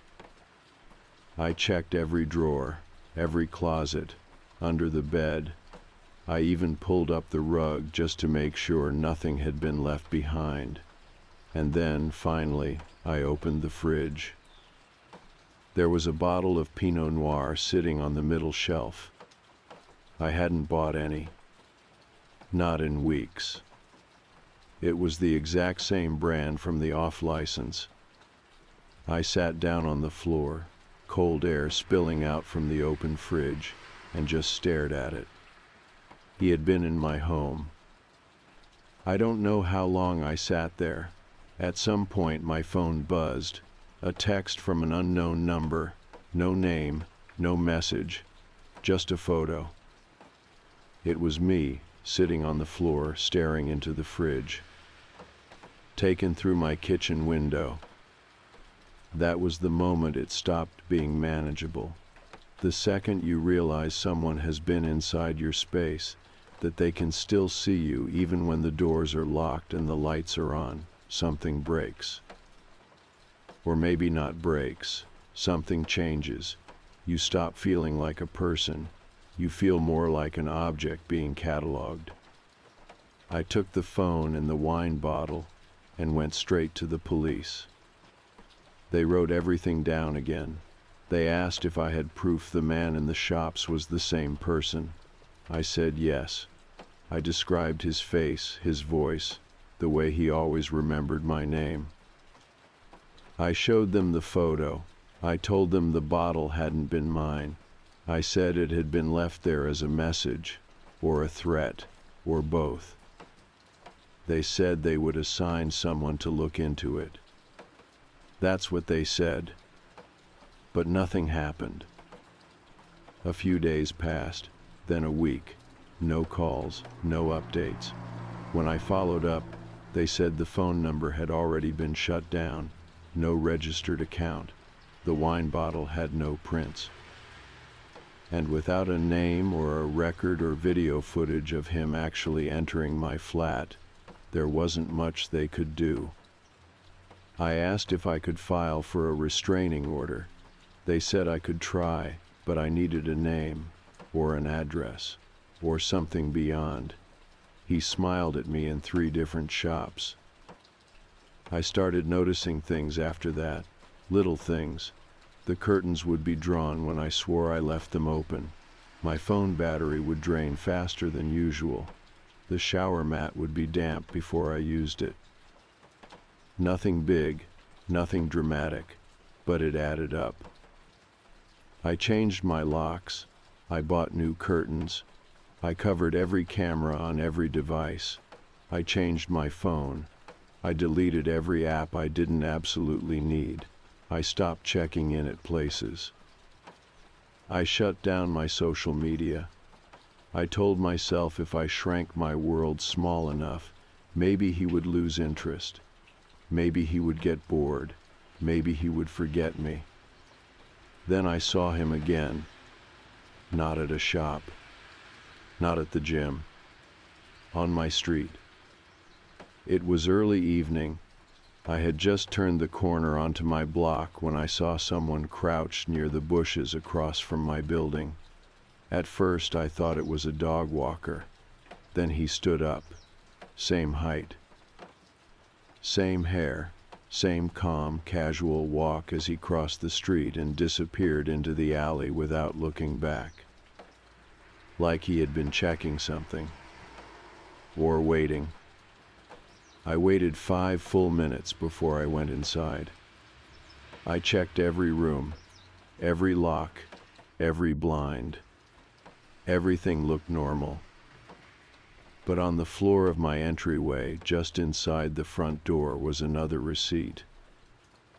This one had no message. Just a timestamp. It matched the exact moment I had walked past him outside. He had been inside again. And this time, he hadn't even bothered to hide it. I didn't call the police again. I just stood there in the middle of my flat, staring at the receipt on the floor, and knew exactly what they'd say. It wasn't enough. No fingerprints. No footage. No forced entry. Just a receipt with a timestamp, same as before. And that's not illegal, not technically. That's what I kept hearing over and over every time I tried to report something. It's unsettling, sure, but it's not a crime. The line they walk is so thin, and guys like him know exactly where it is. I picked up the receipt with shaking hands and looked at the time again. It matched the exact minute I saw him crouched across the street. Which meant he had either just left my place, or he was still watching when I walked by. Either way, it made me feel stupid for going inside without checking more carefully. Like I had followed a script he already knew. Like this was the part where I noticed, too late, that I'd been part of a routine all along. I packed a bag that night, not clothes or anything long-term, just the essentials: toothbrush, chargers, a hoodie, the bottle of wine he left, the photos, the first note. I went to a friend's place on the other side of town. Not the same friend from before.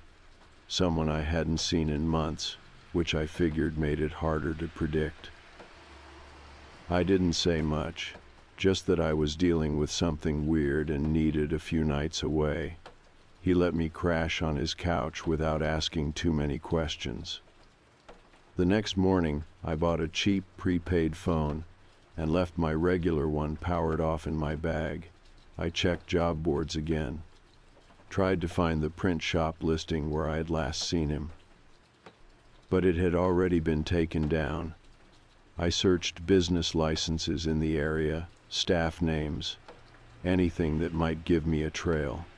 But there was nothing. He never left a digital footprint. No last name. No social media. No records of any kind. Every job I had seen him at, he was gone within a week. That night, I got a message on the prepaid. It wasn't a number I recognized. There was no name, no subject, just a photo. It showed me, asleep on the couch, at my friend's place, taken from outside the window.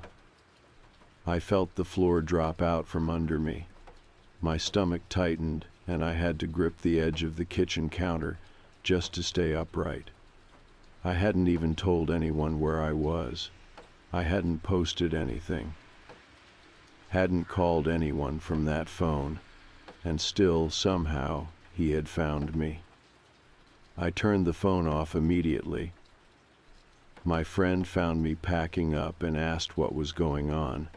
I told him the truth this time, all of it, not just the jobs or the wine bottle or the notes. I told him about the van, the photos, the receipt in the fridge, the man showing up at every new place I tried to feel safe in. His expression didn't change much while I spoke, but I could see the way his eyes darted toward the windows and his hand hovered just slightly near the phone on the table. He offered to drive me to the police station again. We went. I gave a full statement, again. They listened, again. But the same words came back. No name, no clear evidence, no crime we can charge. They offered to file a report, said they'd flag the case. One of them even gave me a pamphlet about stalking support resources, like that was supposed to fix the part of my brain that now flinched every time I heard footsteps behind me. I went back to my own flat the next morning. It felt like surrender, but I didn't know what else to do. I couldn't stay with friends forever. I couldn't afford to move. And besides, I had started to believe he would find me no matter where I went. Hiding felt like handing over control. I didn't want to disappear from my own life just because he knew how to keep showing up. So I started watching back. I bought another camera, a better one. I installed motion sensors by the front and back windows. I kept logs of when I left the house and when I came back. I took photos of anything I found out of place.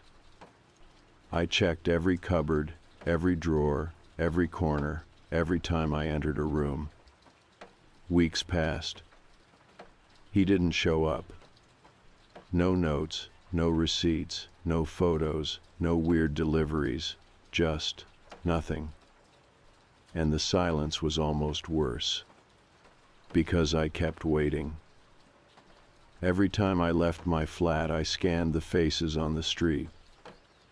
Every person behind a counter made my chest tighten for a second. Every knock on the door made my palms sweat. But nothing happened. Not for 2 full weeks. And then I got the envelope. No stamp, no name, just slid under my door sometime during the night. Inside were 6 Polaroid photos, all of me. Some inside the flat, some taken from outside, all recent. I was wearing things I had only worn in the last few days. On the back of one, in neat handwriting, it said, "You're getting sloppy. That's it. No threats, no demands. Just a correction. Like a teacher leaving feedback. Like he wanted me to know I was still being watched. That I had let my guard down. And he noticed.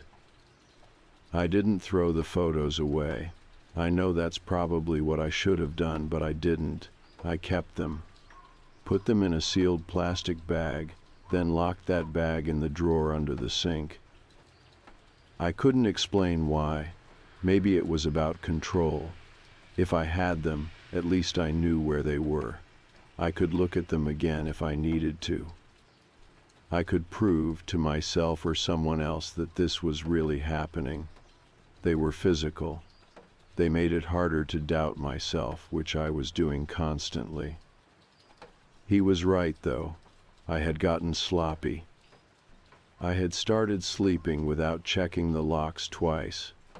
I had left the curtains open once or twice during the day when the sun was finally coming through. I had stopped watching every single person in line behind me. It had felt good, a little bit of freedom, even if it was temporary. And just like that, he reminded me it was borrowed, that none of it had gone unnoticed. The note on the back of the photo wasn't angry. That was what chilled me. It wasn't threatening. It wasn't even mocking. It was neutral, observational, like a correction in a notebook. Like we were part of some ongoing test that I had briefly failed. After that, I stopped sleeping again. I started checking every camera on my street through the city's open access system. I watched the feeds for hours. Grainy black and white loops of parked cars, street lights, quiet movement in the distance. I didn't know what I was looking for. Just something, a figure, a van. Something out of place. But it all looked normal, too normal, like someone had gone through and wiped it clean. The thing that kept nagging at me was how he kept finding work. It didn't make sense. He wasn't just loitering. He wasn't hiding in bushes. He was putting himself in public spaces, over and over. Getting hired at small businesses, moving quickly, staying just long enough to be seen, but never long enough for anyone to ask questions. So I started asking the questions. I went back to the first shop I remembered seeing him in, the off-license. It had changed hands since then. New signage, new shelves. But the guy at the counter had been there for a while, and I asked if he remembered someone fitting that description working there the year before. He blinked and said, "Maybe," but he didn't sound sure. He was quiet, I said, polite, light brown hair, clean cut, worked evenings. That seemed to jog something. "Oh yeah," he said. "Think his name was Sam. Didn't stay long. A couple weeks, maybe." I asked if they had his full name, a resume, anything. He said they probably tossed it after he quit. No one kept paper copies anymore. I tried the dry cleaner next. Same response. Friendly, quiet. Came in through a referral, left after 3 weeks.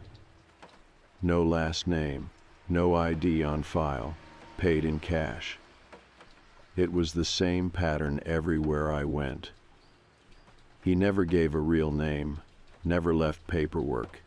He stayed just long enough to learn the routines, the layout, the regular customers.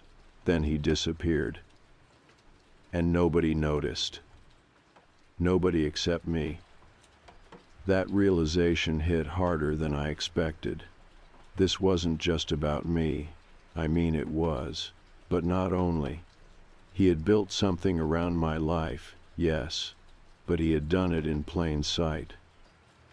By fitting in, by being useful, by being forgettable. He had mapped out my neighborhood job by job, shift by shift, until every corner of my world had his fingerprints on it. And he was still out there, still watching. That night, I put a chair under the doorknob.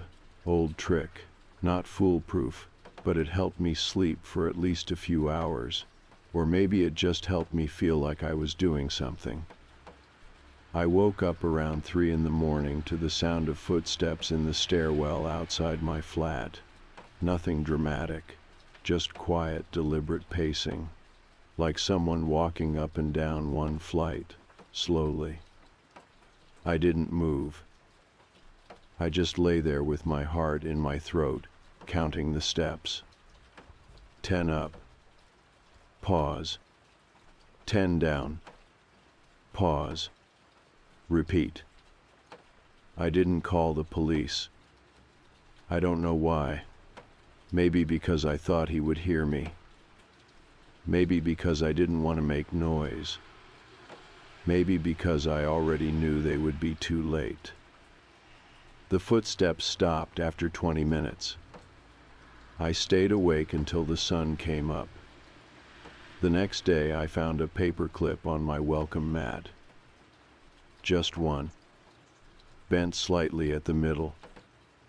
That was the moment I knew he had tried the door again, and that he wanted me to know. I stood there staring at it for a long time, that stupid little piece of metal. More than the photos, more than the wine, more than the notes. That was the most personal thing he had done. It said, I was here, but it also said, I could have gone further. I picked it up and tossed it down the drain behind the building. It didn't feel like enough. Nothing did anymore. It's strange what finally made it stop.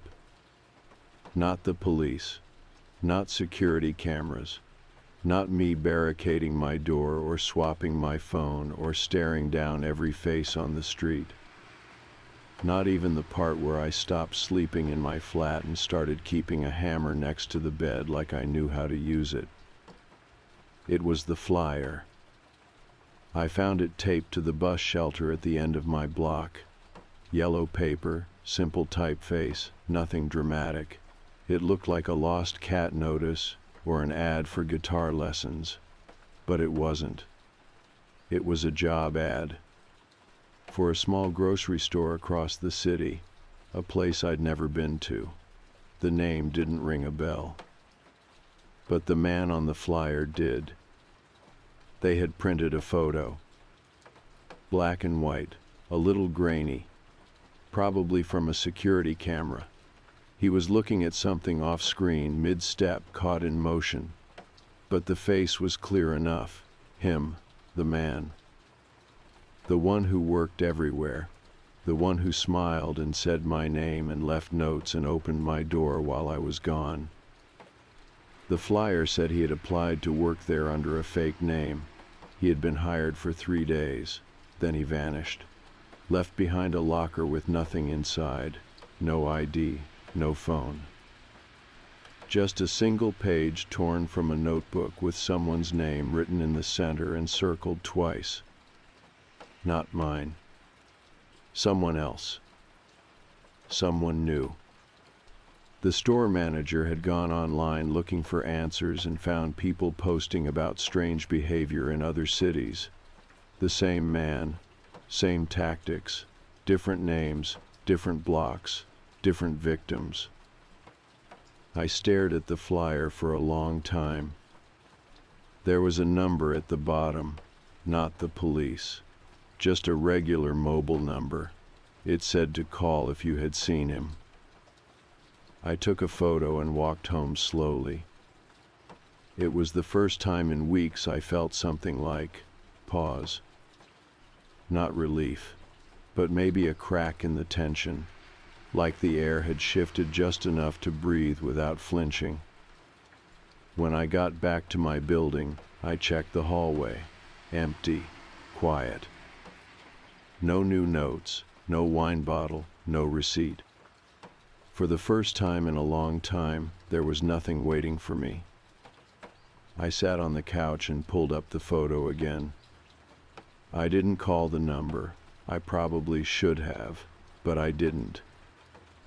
Instead, I took every piece of evidence I had, the photos, the screenshots, the scratched-up motion camera, the bent paper clip.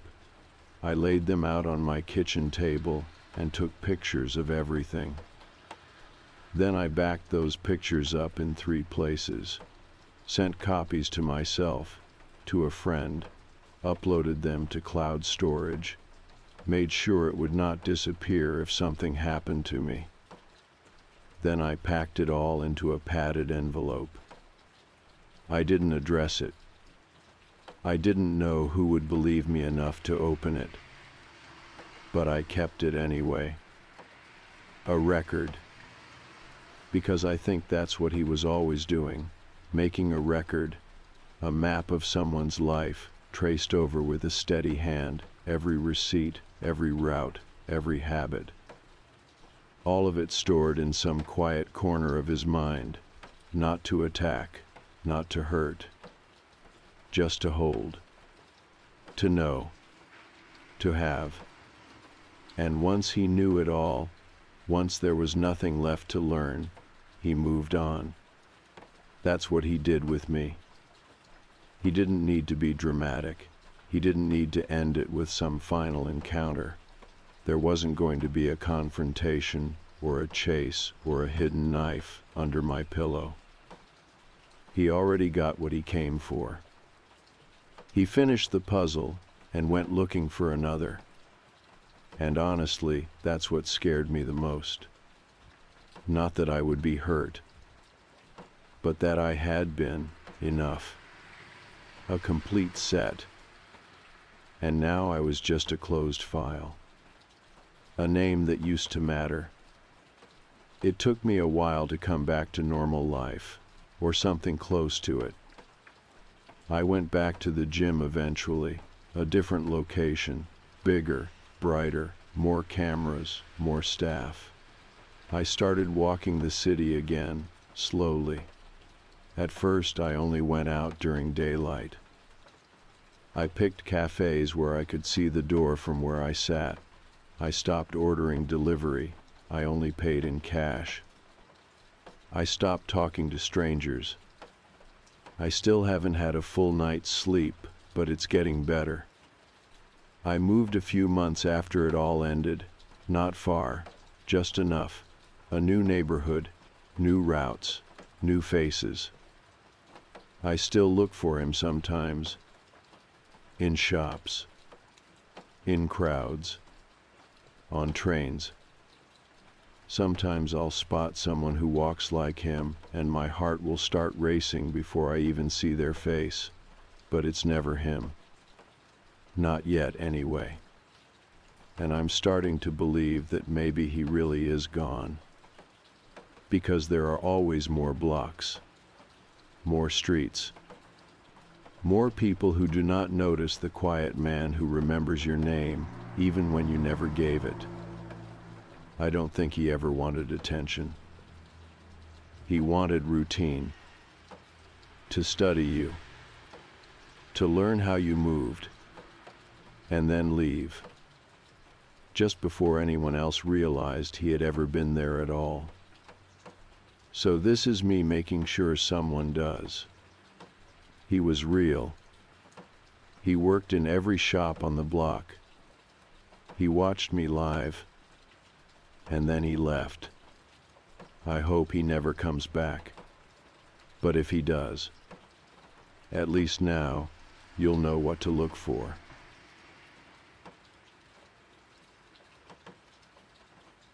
Snow drifted lazily from the gray sky, coating the neatly manicured lawns of Elmwood Drive in a blanket of white. The suburban neighborhood looked like a holiday card, each house adorned with twinkling lights and festive wreaths. I sat in the passenger seat of my boyfriend's old Honda, nerves fluttering in my stomach. Meeting Will's family for the first time was intimidating enough, but spending an entire holiday weekend at their house had me on edge. Will squeezed my hand gently as we pulled into the driveway, sensing my anxiety. "Relax, they're going to love you," he said, with a reassuring smile. I wanted to believe him, but I knew how these things sometimes went. Families could be complicated, especially around the holidays.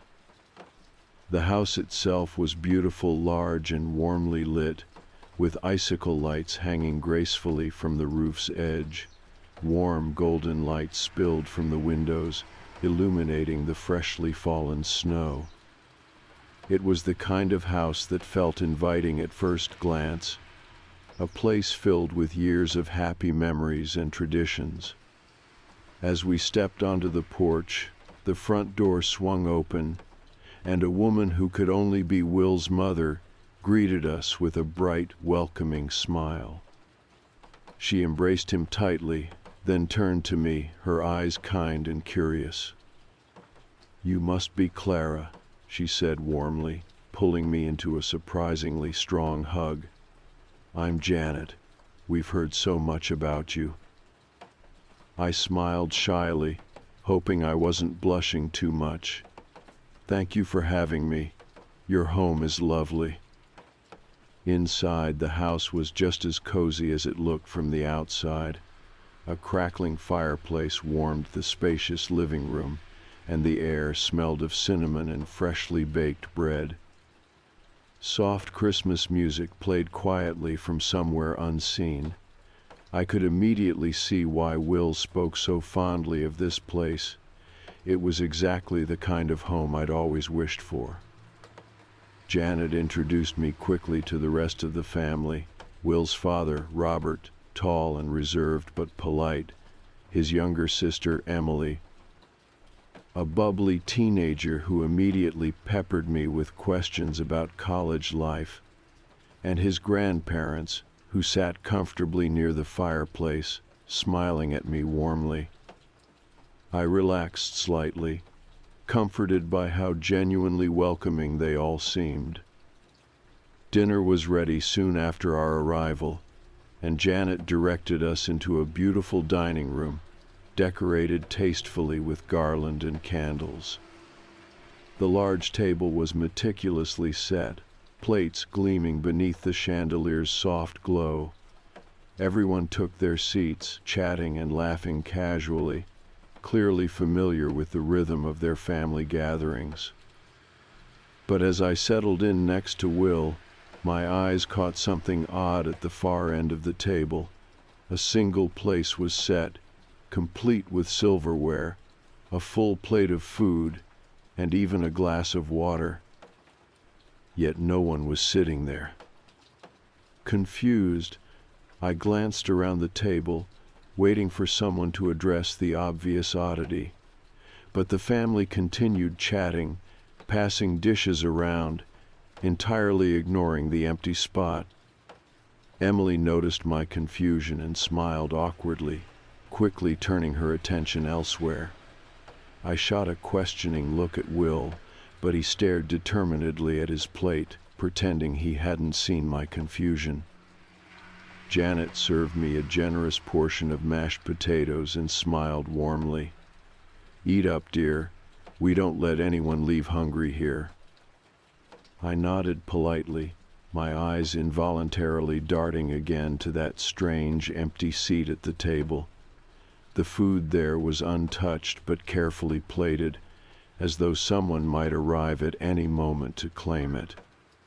Conversation resumed around me, everyone deliberately cheerful, talking about the neighborhood holiday events, the upcoming snowstorm, even joking lightly about old family memories. Yet every now and then, I caught someone's eyes flicking toward the empty chair, as though acknowledging something no one wanted to discuss. My discomfort grew, but I did my best to ignore it, keeping quiet throughout dinner. Something felt off deeply wrong in a way I couldn't quite place. Why set a place for someone who clearly wasn't there? It couldn't be a mistake. Everything about the dinner was so carefully arranged. After dinner, I helped Janet clear the dishes. As we carried plates into the kitchen, I finally mustered the courage to ask about the empty seat. "Janet," I said softly, choosing my words carefully, "I noticed the extra place at the table tonight. Are you expecting someone else?" Janet's hands froze mid-action, holding a dish in mid-air. Her expression tightened briefly, just enough to reveal that I'd touched on something sensitive. She forced a small, strained smile. "Oh, it's nothing, dear. Just an old family tradition. We keep an extra place at the table during holidays. Don't let it worry you." Her tone clearly indicated the conversation was over, and I didn't press further. But something about her reaction unsettled me deeply. There was sadness in her eyes, hidden behind that practiced smile, something more than a simple holiday custom. Later, after everyone else had retreated to the living room, I lingered in the kitchen, helping with dishes. As I placed a stack of clean plates back into the cabinet, something caught my eye. It was a child's drawing, stuck haphazardly to the fridge with a faded magnet. Curious, I stepped closer. It was crudely drawn, the thick crayon strokes unmistakably childlike. 3 figures stood hand in hand, a woman, a smaller figure labeled me, and another girl drawn faintly, standing apart from them. At the bottom, scrawled in a child's handwriting, was written, "Me and Mommy and the girl in the closet, December 22. My breath caught in my throat. December 22nd, just 2 days ago. I stared at the picture, my heart suddenly racing, unease washing over me again in icy waves. I glanced nervously around, making sure no one was watching, then quietly placed the drawing back exactly as I'd found it. That night, once everyone was asleep, I finally asked Will about it. We sat together on the edge of the guest room bed, speaking in hushed tones. His reaction was tense, wary, like I'd asked something forbidden. "We don't talk about her," he whispered, eyes guarded. "Who?" I asked softly. "A relative?" He hesitated, his jaw tightening before he finally replied. "Just leave it alone, Clara. Please, it's better if you don't ask." But I knew in my gut I couldn't leave it alone. Something wasn't right. The empty place at the table, the strange drawing, the heavy silence. Will's family was hiding something, and suddenly I wasn't sure I wanted to know what it was. Sleep didn't come easily that night. I lay wide awake beside Will, staring up at the unfamiliar ceiling, listening to the quiet hum of the old house settling. My mind replayed every unsettling detail from dinner, the empty seat, Janet's strained smile, and that eerie child's drawing pinned to the fridge. Finally, exhaustion overtook my restless mind, and I drifted into a fitful sleep. But even then, my dreams were jagged, haunted by shadows I couldn't quite catch, whispers I couldn't quite hear. At one point, I jolted awake suddenly, heart racing, convinced someone had been standing near the bed watching me. But the room was empty, filled only with pale moonlight filtering gently through lace curtains. I glanced over at Will. He slept peacefully, breathing slow and even. I envied him in that moment, how easily he seemed to accept the strangeness of his family's world. I carefully slipped out of bed, pulling on a sweater, shivering slightly as my bare feet met the cold wooden floor. Maybe a glass of water would help calm my nerves. The hallway was dark, dimly lit by a faint yellow glow coming from a nightlight near the staircase. I moved carefully, trying not to wake anyone, feeling oddly like an intruder in this quiet, perfect house. Downstairs, the kitchen was bathed in soft moonlight, making everything seem gentle and harmless. I poured a glass of water and leaned against the counter, letting the cool liquid soothe my tight throat. But as I stood there, eyes drifting aimlessly, something tugged insistently at my attention.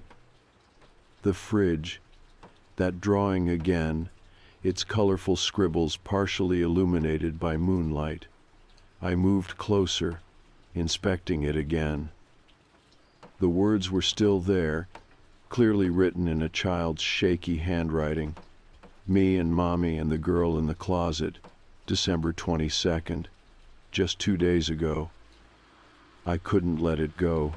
I knew I should go back to bed, forget about it, respect Will's quiet plea to leave things alone, but something deep inside pushed me onward. I needed answers. Carefully, I turned away from the fridge and walked slowly toward the hallway that connected to a small side door, one I'd noticed earlier when Janet had shown me around. She'd skipped past it quickly, mentioning briefly it led to the basement. At the time, I hadn't thought anything of it, but now, it seemed like something worth investigating. The basement door was slightly ajar. My heartbeat quickened as I pushed it open fully, revealing a narrow staircase that descended into complete darkness. A faint chill drifted upward, carrying with it the musty scent of old wood and forgotten places. I hesitated, glancing back nervously toward the empty kitchen, listening carefully for any signs of movement upstairs. When nothing stirred, I reached for the switch beside the doorway, flicking it softly. A single bulb flickered to life at the bottom of the stairs. casting weak yellow light over a concrete floor. I took a slow, unsteady breath, stepped forward and descended carefully, each stair creaking faintly beneath my weight. At the bottom, my eyes adjusted quickly to the dimness. The basement was large, cluttered with old furniture, dusty boxes, and forgotten toys scattered across the floor. I shivered, wrapping my sweater tightly around me. Something about this room felt deeply unsettling, though I couldn't quite pinpoint why. It felt frozen in time, abandoned yet still filled with echoes of life. As I moved cautiously deeper into the room, my eyes landed on something partially hidden behind a stack of cardboard boxes. A small, worn door built into the far wall, barely noticeable, painted the same dull shade of white as the surrounding walls. My stomach clenched with inexplicable dread, but curiosity won out. I had to know what lay behind it. The small handle turned easily beneath my shaking fingers, and the door opened with a soft, protesting groan. Inside was a narrow space, little more than a cramped storage area, but immediately I realized it wasn't empty. On the floor were blankets, scattered toys, and small plates, some still holding crumbs. It was clearly a place someone had spent time recently, someone small. My pulse quickened, blood rushing loudly in my ears. I knelt slowly, touching one of the blankets. It was warm, as if someone had just been wrapped in it moments ago. Panic swelled inside me. Was someone still living down here, hidden from sight? My mind flashed back to the drawing, the strange empty place at the table, the tense silence whenever I mentioned it. My breath caught painfully in my throat. What had I stumbled into? Then my eyes caught sight of something else, a small camera, discreetly tucked into the corner, barely visible unless you knew exactly where to look. My heart skipped. It was positioned perfectly to monitor the space, aimed precisely at the pile of blankets and toys. Someone was watching this room. Someone knew exactly who lived here, knew exactly when they came and went.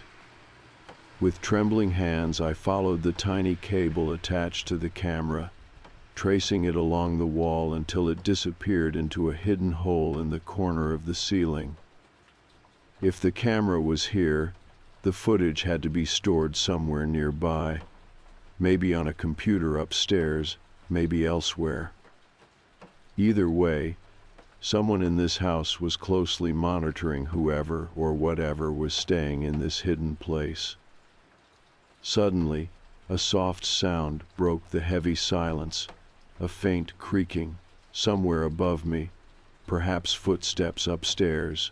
My breath froze in my lungs. Someone was awake, moving around the house. I knew instantly I couldn't be found here. Quickly, I closed the small hidden door, making sure it was exactly as I'd found it, and hurried back across the basement toward the stairs. My heart hammered with each step I climbed, eyes darting nervously upward toward the open doorway above. As I reached the top, I paused, listening carefully. Silence again. Maybe I'd imagined the noise, or maybe whoever had been moving was back in their room. Either way, I didn't risk lingering.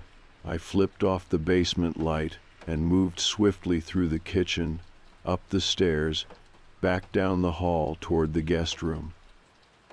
Will was still fast asleep, breathing deeply, completely unaware of my late-night exploration. I slipped quietly back into bed beside him, heart still racing, mind reeling.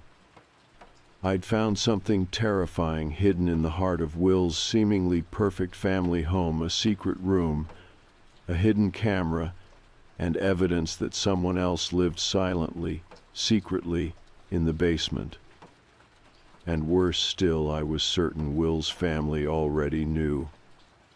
Janet stood in front of me, her eyes steady but cautious, the tension in the air between us so thick it felt suffocating. Her forced smile trembled slightly at the edges, and I could tell she knew exactly what I'd been doing, exactly what I'd heard at the basement door. But neither of us spoke for a long moment, letting the silence stretch into something uncomfortable and heavy. "Clara," she finally said, her voice careful, controlled. "I thought Will mentioned that we keep the basement off limits. It's dangerous down there, old wiring, rusty nails, things you could hurt yourself on." I nodded slowly, my heart still racing, but I forced my expression into one of naive acceptance. "I'm sorry. I just got curious. Old houses, you know." She softened slightly, her posture easing, though suspicion lingered behind her eyes. "I know. But please, next time, ask first. We don't want you getting hurt." With that, she turned back toward the kitchen, leaving me standing alone in the hallway, my pulse still thrumming.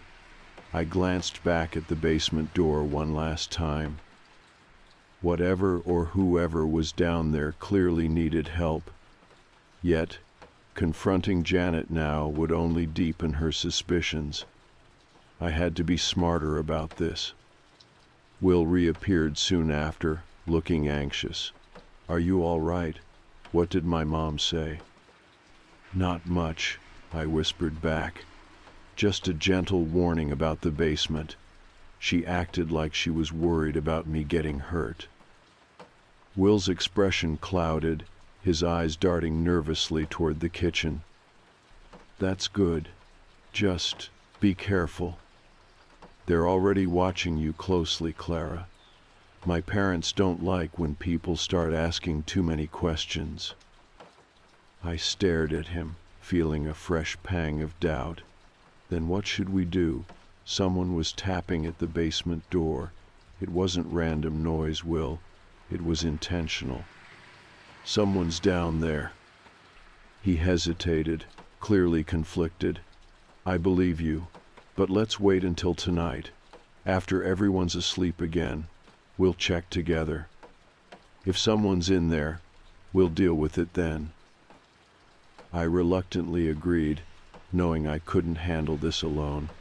For the rest of the day, we moved through the house pretending normalcy. We helped decorate the living room tree, wrapped last-minute presents, and tried to laugh along with Emily's jokes. Every smile felt forced, every laugh hollow. The cheerful facade was becoming nearly impossible to maintain. At dinner, the empty place at the table remained hauntingly untouched, carefully arranged with a full meal and silverware. This time, though, everyone's eyes flicked toward it nervously, as if sensing my lingering suspicion. No one mentioned it, but the air grew strained. Janet spoke brightly, too brightly, about plans for Christmas morning, her eyes darting to me repeatedly, watching for reactions. That night felt endless. I lay awake, watching shadows flicker on the ceiling, waiting for the house to settle into quiet. Eventually, silence fell, and Will sat up carefully, motioning to me to follow.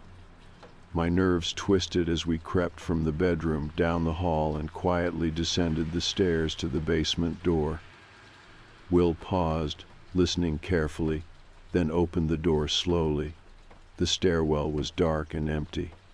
As we descended, each step creaked softly beneath our feet. At the bottom, we stood motionless, letting our eyes adjust to the dimness. "Show me," Will whispered finally, his voice tight with anxiety. I led him across the basement, past boxes and dusty furniture, until we reached the hidden door. It was closed exactly as I'd left it, almost invisible in the low light. Will stared at it, visibly shaken, as if he couldn't believe this hidden space had existed in his home without his knowledge. With a trembling hand, he opened the door slowly, revealing the same tiny room I'd seen before: blankets, toys scattered haphazardly, and plates of half-eaten food. He stepped inside cautiously, picking up a small stuffed bear from the floor, eyes filled with disbelief. "How is this possible?" he whispered, clearly disturbed. "I had no idea this was here. Clara, you have to believe me. I swear, I never knew." "I do," I said gently, touching his shoulder. "But someone's been living here, someone small. Maybe it's Maddie, Will. Maybe she never left. Maybe they hid her." He shook his head slowly, overwhelmed. "Why would they do that? It doesn't make any sense." I moved to the corner, pointing toward the tiny hidden camera still fixed to the wall. "They're watching whoever it is, Will. They're aware of it. They're feeding this person. They must know exactly who's in here." Will's face went pale, realization dawning sharply. "We have a security setup. My dad has cameras installed around the house, connected to a monitor in his office. That's how he keeps an eye on things when we're away." "Then that footage must be upstairs," I said urgently. "We need to see it. We have to know who's down here." He nodded, determination replacing his shock. "Follow me." We hurried back up the stairs and through the house to Robert's home office. Will switched on the small lamp beside the desk, casting a dim, cautious glow over the room. The computer sat silently on the desk, surrounded by neatly organized papers. He moved quickly, turning on the monitor, fingers trembling slightly as he navigated the desktop. After a few tense moments, a security application opened, showing multiple camera feeds around the house front door, driveway, backyard. My heart jumped as he selected the basement camera. The footage appeared, grainy and dim, showing the hidden room clearly. We skimmed backward through recordings, our breathing tense, until something moved. "There," I whispered urgently. Will stopped the footage, leaning closer. A small, shadowy figure appeared on screen, sitting in the corner, clutching a blanket tightly. It was unmistakably a young girl, maybe 8 or 9, her face obscured by tangled hair. She rocked slowly, silently, surrounded by stuffed animals. "Oh my God," Will whispered hoarsely. Could it be her, Maddie?" My chest tightened painfully. It has to be. We stared in silent horror as the footage continued, watching Maddie move quietly around the room, occasionally looking toward the camera as if aware she was being watched. Suddenly she stood quickly, startled, backing into a corner as a figure entered the frame: Janet. Will gasped quietly, his eyes wide with disbelief. We watched silently as Janet approached Maddie, placing a plate of food on the ground. Maddie shrank away fearfully, not speaking, not moving, until Janet left the room again, locking the door behind her. Will leaned back slowly, his face ashen. "They've kept her hidden down there for years."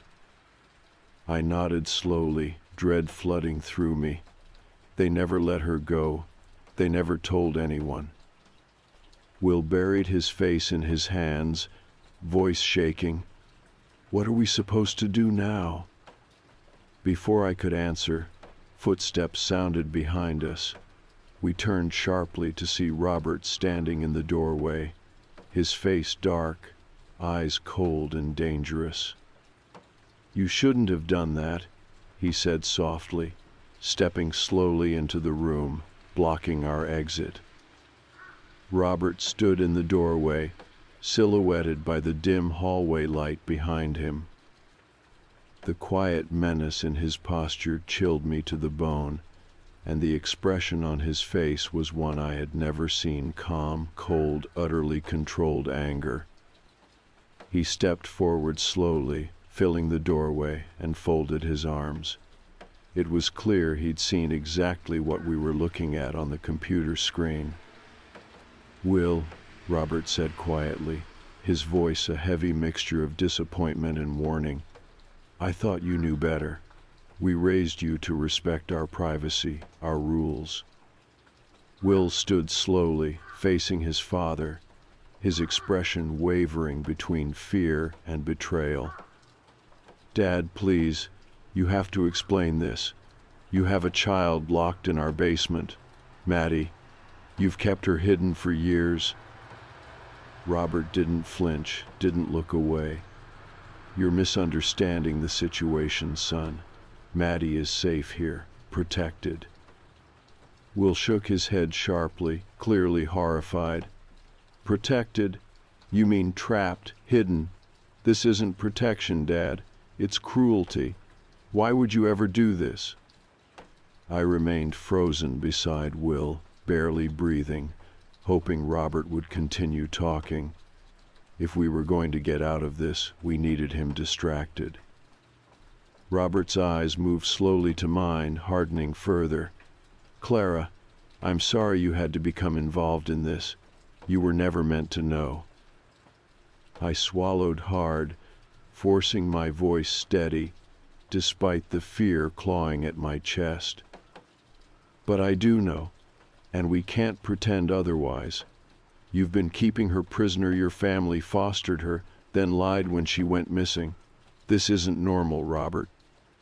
Robert sighed, glancing briefly at the floor before meeting my eyes again. "It's not what you think. Maddie came to us already broken, traumatized from experiences you can't even imagine.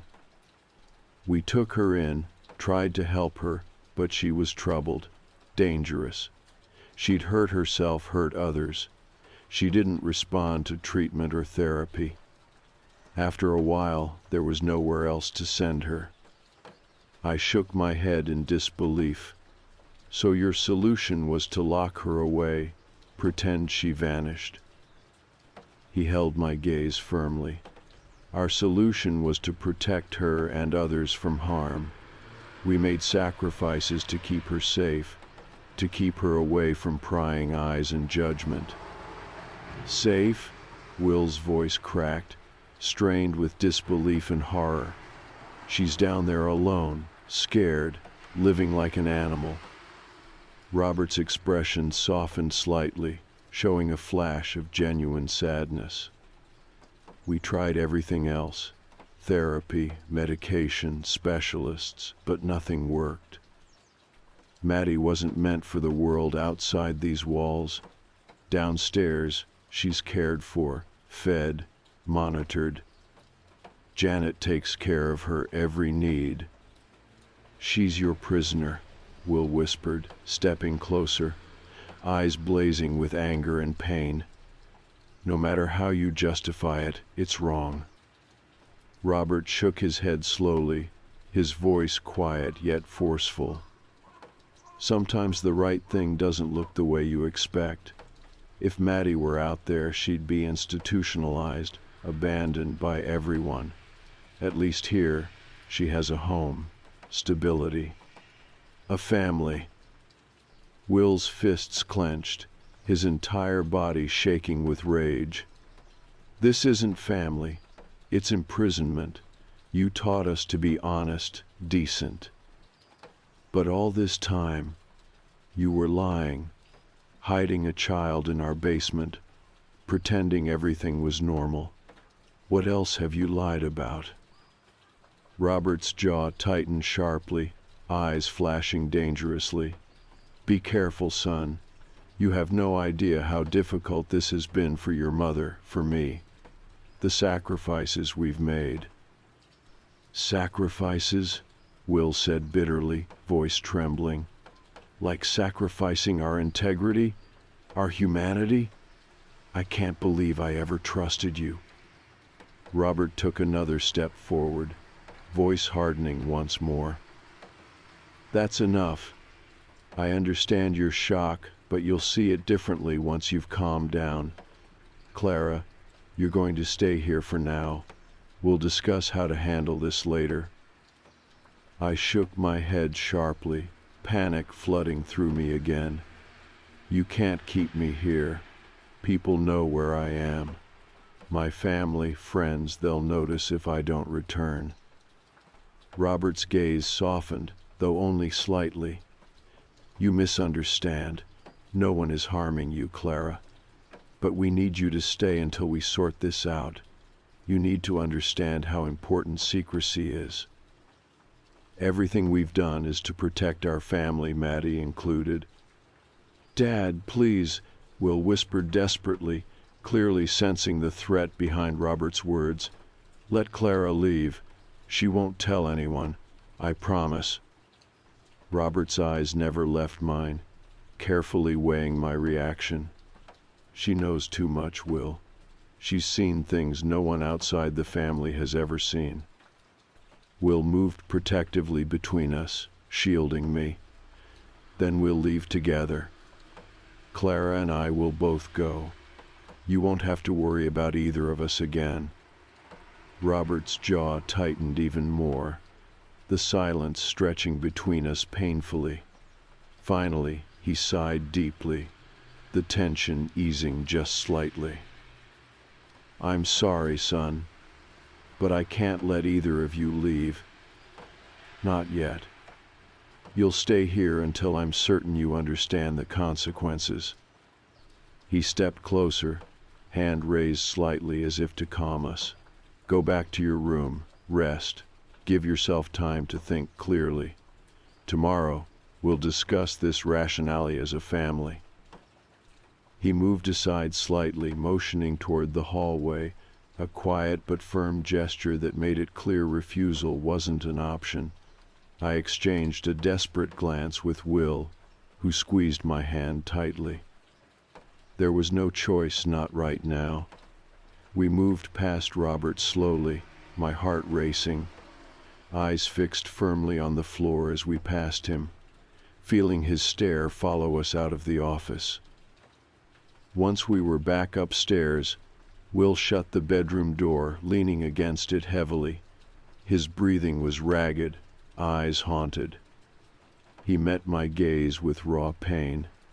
I'm so sorry, Clara. I had no idea. I took his hand, squeezing it gently. It's not your fault, Will, but we have to find a way out of here. They're not going to let us leave willingly. He nodded slowly, his eyes suddenly determined again. I know. Tonight, when they're asleep, we'll go straight to the police. We'll show them the footage. They'll have to believe us.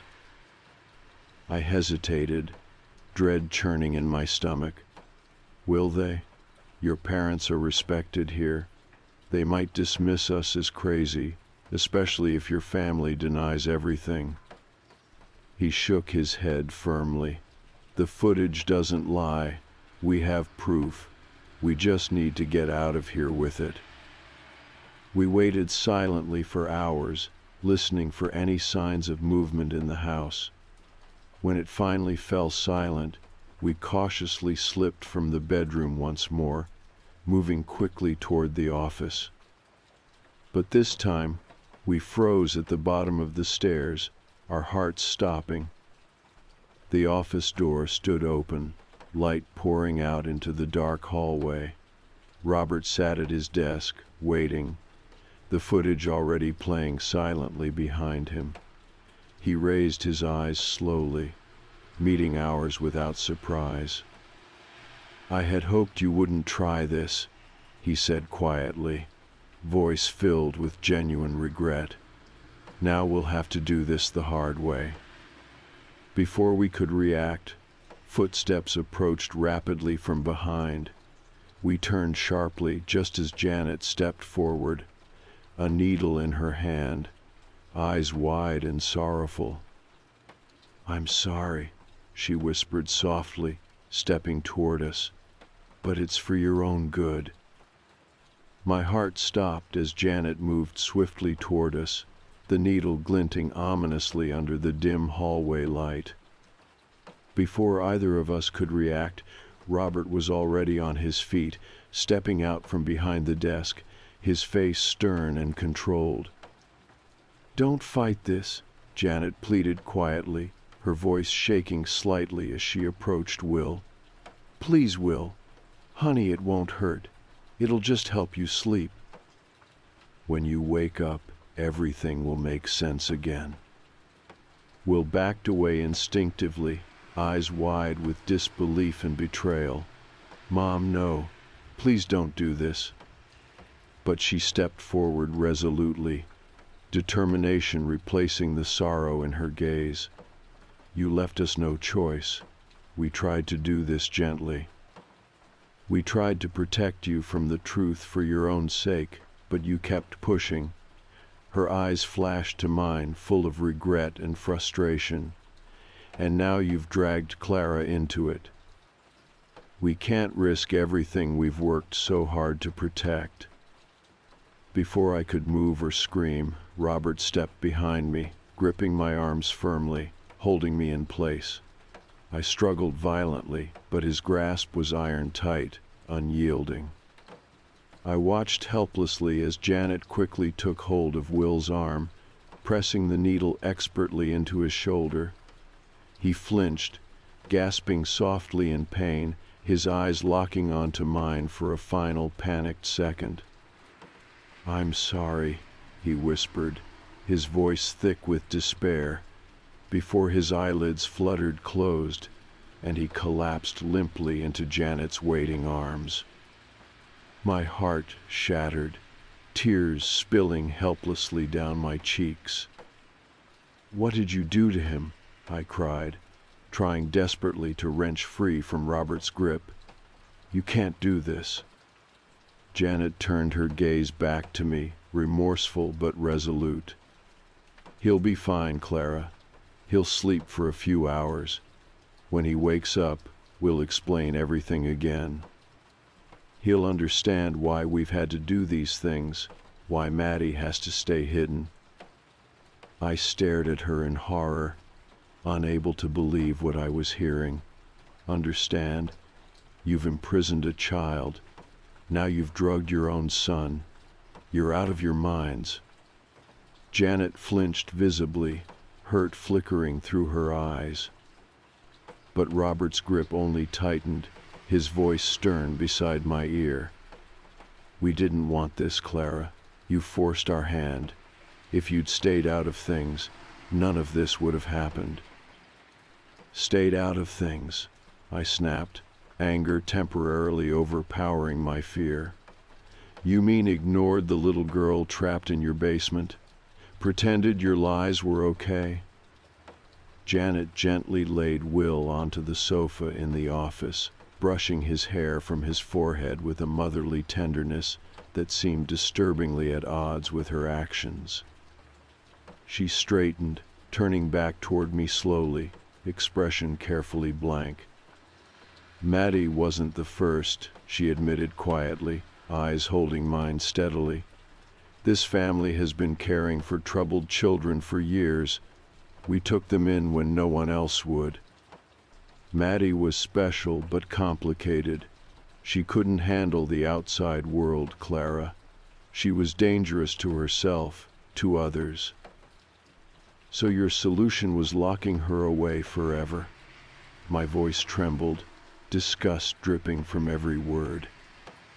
Robert answered for her, his tone firm and defensive. "You don't understand. Maddie wasn't just troubled. She was violent, unpredictable. She hurt herself, attacked other kids at school. We tried therapy, medication, specialists. Nothing worked." Janet stepped closer, imploring me to see reason in her twisted logic. We saved her from institutions, foster homes where she'd be mistreated or forgotten. Downstairs, Maddie has a home, food, warmth, family. She's safe, and the world is safe from her.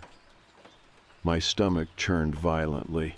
You're justifying imprisonment. You drugged your son. You're manipulating everyone around you. Robert sighed heavily, frustration evident. We never wanted Will to know. We never wanted him involved.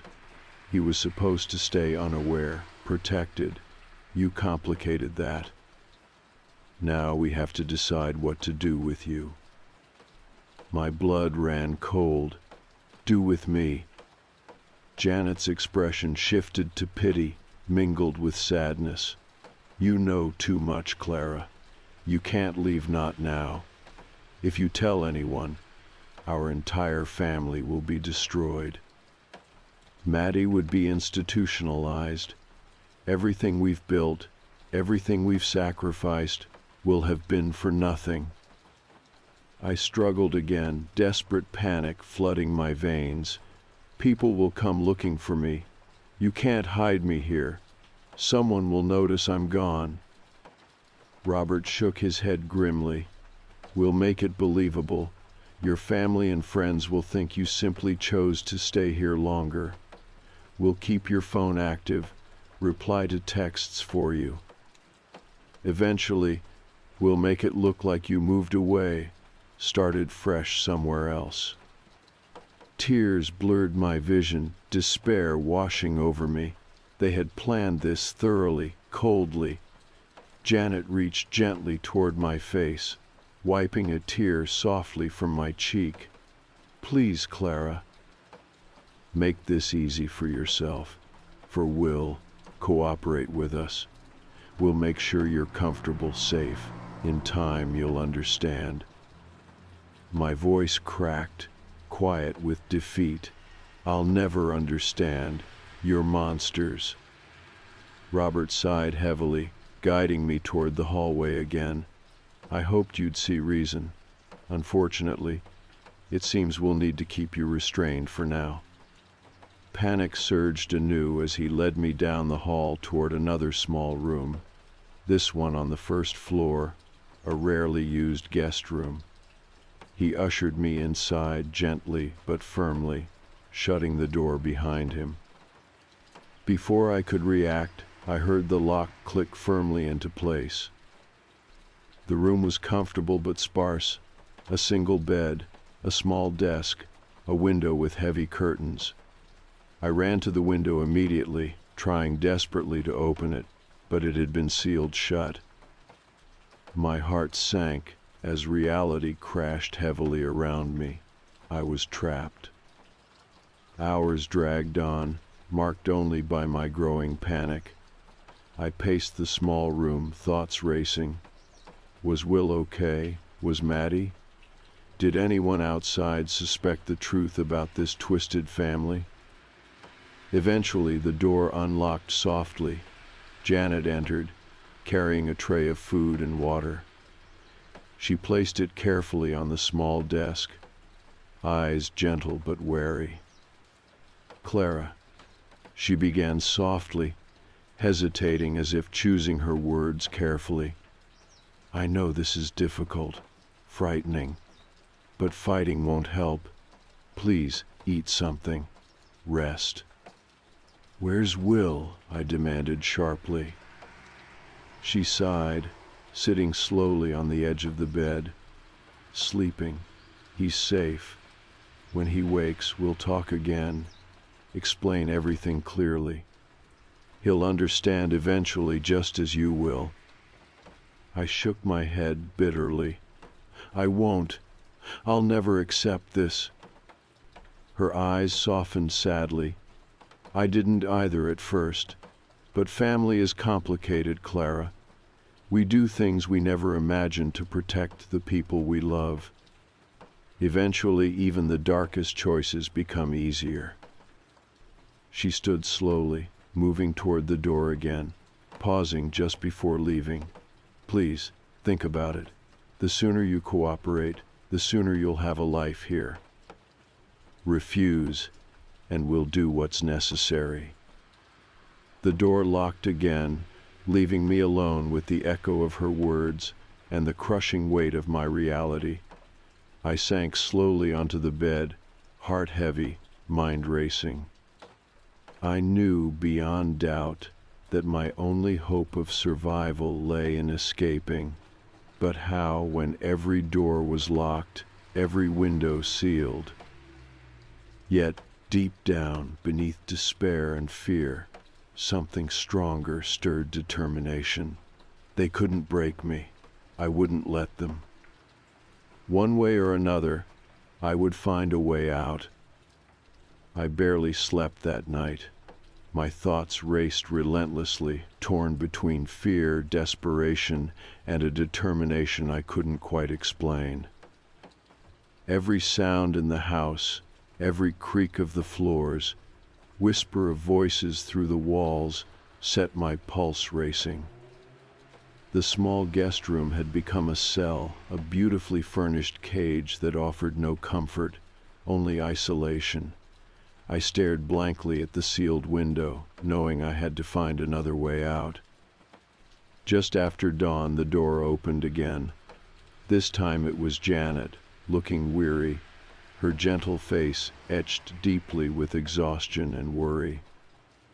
In her hands was a tray of breakfast food toast, fruit, a steaming mug of coffee. It smelled inviting, but the sight of her filled me only with dread.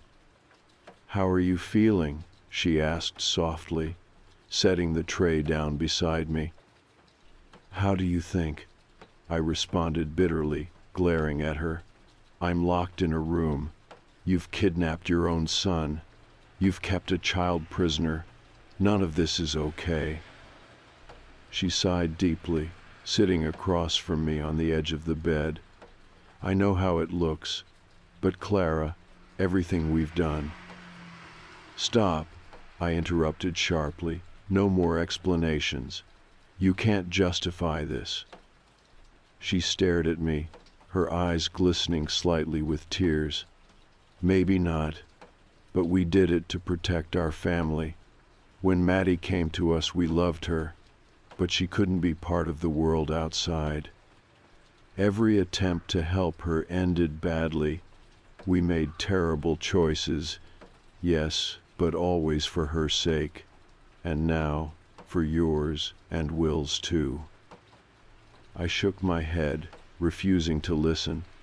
"You drugged your son. You imprisoned an innocent child. Don't pretend this was ever about protecting anyone but yourselves." Janet stood quietly, clearly shaken by my words. She looked away, unable to meet my eyes any longer. "I'm sorry it had to come to this, Clara, but if you refuse to see reason, there's nothing more we can do." As she turned to leave, I called out desperately, "Please, at least let me see Will. Let me know he's okay." She hesitated, then slowly nodded. "All right, but only for a few minutes."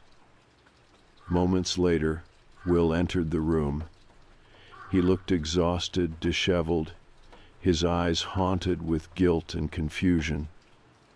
Janet stayed outside the door, leaving it slightly ajar, listening to every word we said. "Are you okay?"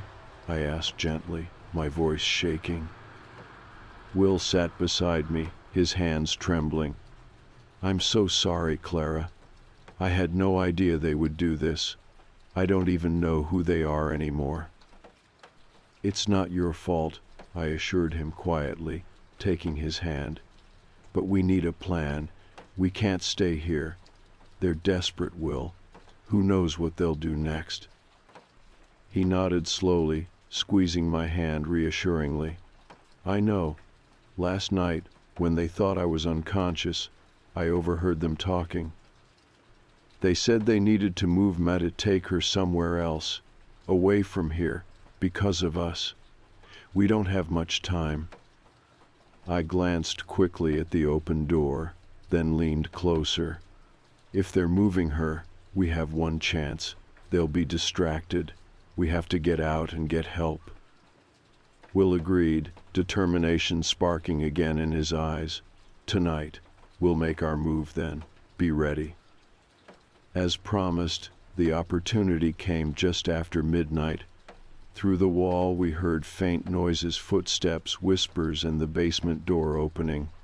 My heart pounded. It was now or never.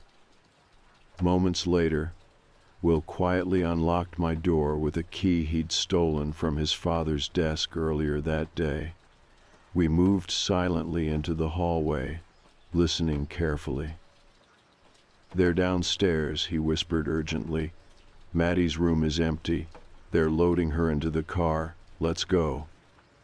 Hand in hand, we crept through the dark house, every step tense, every shadow feeling like a threat. At the front door we hesitated, breathless with fear.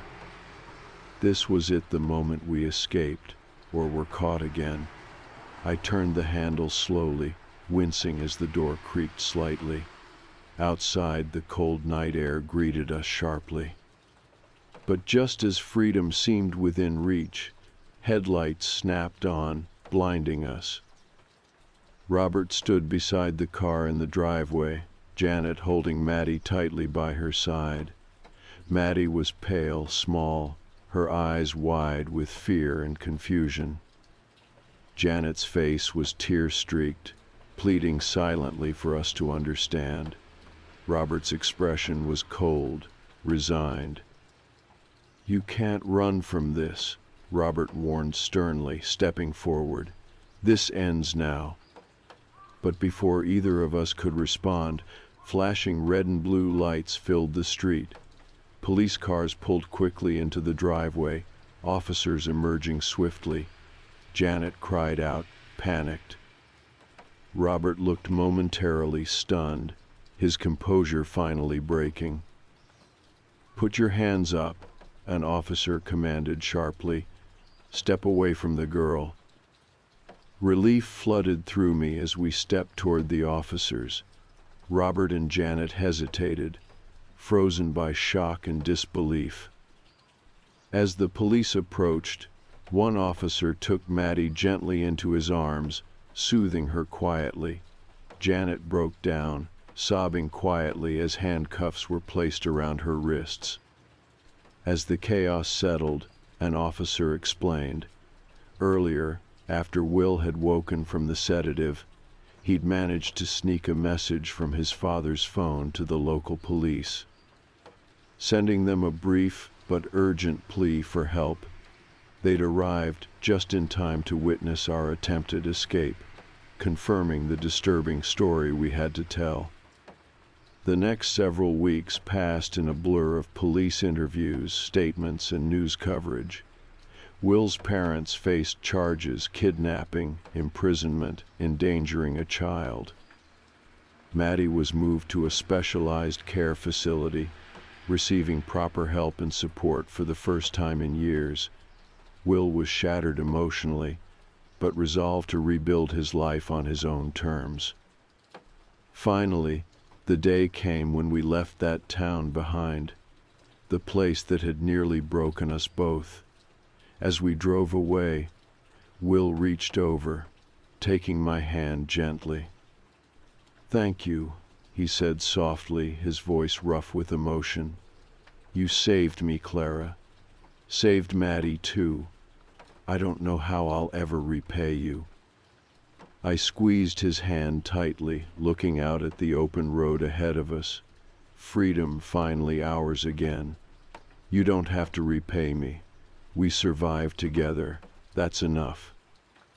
In the months that followed, life slowly returned to normal, or as normal as it could be. Maddie gradually recovered, learning to trust again in the safety of her new home. Will and I continued to heal, supporting each other every step of the way. Yet, despite everything, sometimes at night, when the house was quiet and shadows played tricks on the walls, memories lingered. Memories of that hidden room, the secrets and lies that nearly destroyed us all.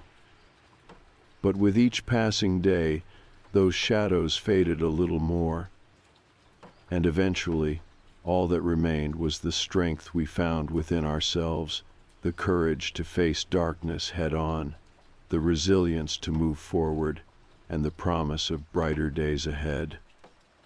We'd escaped, we'd survived, and at last we were free.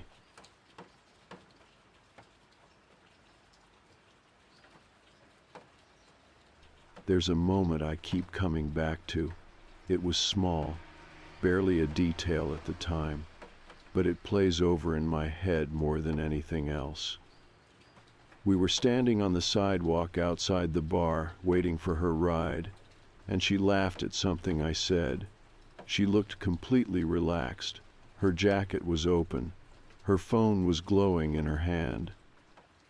She said, "I'm so tired. I might fall asleep in the car." Then she stepped toward the curb and got in. That was it. That was the last time I saw her. Her name was Kayla. We had been friends since college. Not best friends, not every second of the day friends, but solid, the kind of friendship that stayed easy. We worked in the same neighborhood. We had the same kind of tired, sarcastic sense of humor. She never drank much, never took risks, always the first one to order a ride share instead of trying to walk home. It was a Thursday night. We had gone out for a coworker's birthday, nothing crazy, just drinks at a dive bar in Capitol Hill. Kayla left early, around 11. She pulled up the app. We watched the car icon move toward us. The make and model matched. The license plate matched. Her name was on the screen. The driver even rolled down the window and said, "You're Kayla?" She said, "Yeah." Then she got in. I stayed a little longer, 2 more drinks. I didn't even look at my phone again until after midnight. That was when I checked the group chat. Just stupid stuff, photos, memes. But Kayla hadn't replied, which was odd. She always replied, even just to react. I pulled up the app, half out of boredom. Her trip was still there under our shared contacts. I tapped it. It said the ride had ended, but the drop-off location was the bar, right where she had gotten in. The car hadn't moved. I stared at it for a while, confused. Then I refreshed the app. No change. I texted her, "Hey, did you make it home?" Nothing. I waited 10 minutes, then called, straight to voicemail. That is when I felt the first pinch of something in my chest. I opened the map again. The ride still showed the same thing, pick up and drop off in the same place, like she had never left. But I saw her get in. We all did. I left the bar around 1, took my own ride home, tried to rationalize it. Maybe the driver had ended the trip by mistake and restarted it later. Maybe her phone had died and she fell asleep. Maybe she was home, safe, already in bed. But I didn't sleep that night. And the next morning, she didn't show up to work.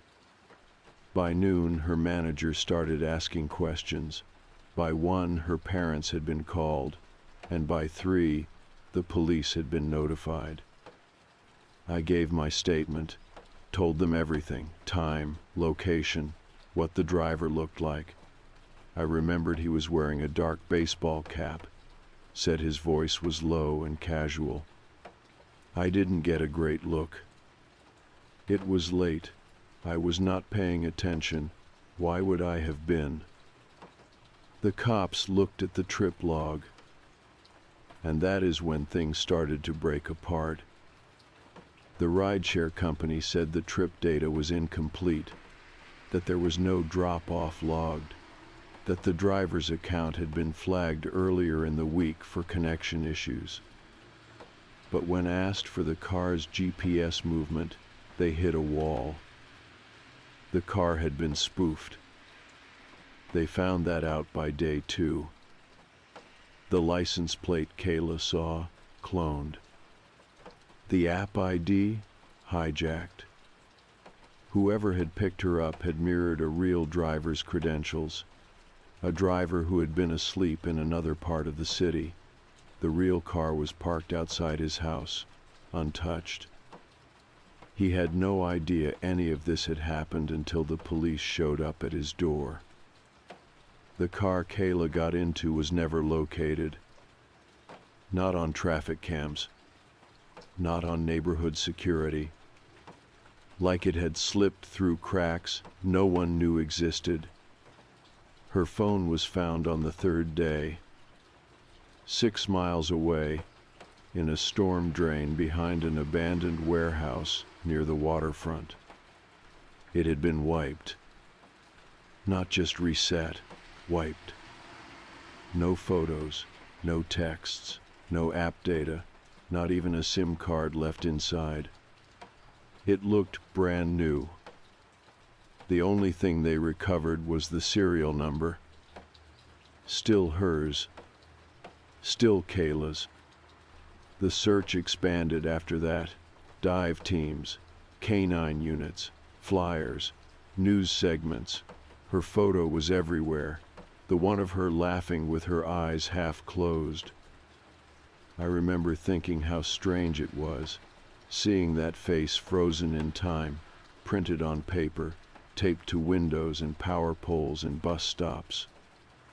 I went back to the bar a week later. Just stood outside and stared at the spot where the car had been. I could still see it in my head, the headlights, the sticker in the window, her walking away from me and getting in, the door closing. Gone. People started coming up with theories. Wrong place, wrong time. Human trafficking. Stalker using burner accounts. But none of it lined up. Because this wasn't messy, it wasn't opportunistic. It was too smooth. Too careful. Whoever did this didn't improvise. They planned. They watched. They waited. They knew how to bypass GPS logs. They knew how to clone a license plate. They knew how to mirror an app interface well enough to fool someone who used it every day. And they knew how to erase a person's digital life completely. Kayla didn't just vanish. She was deleted. By the end of the first week, I stopped expecting her to come back. Not because I had given up, not because I wanted to, but because everything I had been told started adding up to one simple, awful conclusion. Whoever took Kayla had planned it. And people who plan usually know how to hide what they have done. At first, the investigation felt like it was moving. The police brought in cybercrime specialists. They subpoenaed the rideshare company. We heard words like spoofing and shadow app. The news picked it up. There were online forums speculating, people trying to link her case to others, to anything. But then things slowed down. By week 2, the detectives stopped calling as often. The press moved on. The company quietly updated its policies, but made no public statements. And I was left sitting in my flat, checking her social media like a fool, even though I knew it would never update again. I kept thinking about the route she was supposed to take. From the bar to her apartment was 15 minutes, tops, that was it. A straight shot through 3 main roads, then a turn off onto her street. Lit, familiar, busy even late at night. And yet, her phone ended up 6 miles in the other direction. That made no sense. The trip log said the ride ended where it started. The app showed her getting in and then, seconds later, being dropped off at the same place. No travel time, no route history. Just ended. Like a closed window. I went to the police with that. I told them it didn't make sense. How could a trip show no movement, and still she was gone? They told me quietly that whoever pulled this off didn't just clone a ride. They built a fake one. A false trip inside a real-looking app. A screen that said, "Kayla, your ride has arrived," and showed her name and face and pickup point. But none of it had been real, just a shell. I asked how that was even possible. The detective said one sentence I'll never forget. Whoever did this knew the platform better than we do. That was when it hit me. This wasn't random. It wasn't someone waiting around outside bars for a girl to come stumbling out alone. It was targeted. Someone had to know where Kayla would be, what time she was leaving, what her name was, what phone she used, what route she normally took. Someone had to know her. That was the part that stuck in my throat the longest. Because if it wasn't random, that meant the danger wasn't out there, floating in the unknown. It meant it was closer. It meant it was someone watching. A week later, I started getting texts from a number I didn't recognize. No message, just links. The first one was a map. It showed a neighborhood in West Seattle. Industrial, mostly warehouses. I clicked it once, then closed it. The second message came the next night. It was a photo. Low quality, grainy, looked like it was taken through glass. It showed a woman's silhouette sitting in a car. Blurry, but the profile looked familiar. I stared at it for a full minute, not breathing. Then the third message came. This one had no image, just 5 words. "Stop looking, you'll ruin it." I took my phone to the police immediately. They traced the number, burner phone. Unregistered, dead end. They told me not to respond, not to follow any links. They said it could be bait, or worse, a trap. But part of me already knew that. And another part of me didn't care. Because if there was even a chance that Kayla was in that photo, sitting alive in some car somewhere, I needed to know. I stopped sleeping properly. I started walking the city late at night, retracing routes she used to take. I watched the rideshare pickup spots. I took photos of license plates. I tried to match drivers to accounts. It didn't get me anywhere. But I couldn't stop. At some point I started to feel like whoever had done this was ahead of us in every way. Like they weren't just hiding. They were watching. There were moments that proved it. Once I found a folded receipt under my front door. No note, just a timestamp and a location. It was from a coffee shop across town. And the name on the receipt? Kayla. Same spelling, same order she used to get. Black coffee, no sugar, medium. The date on it was 4 days earlier.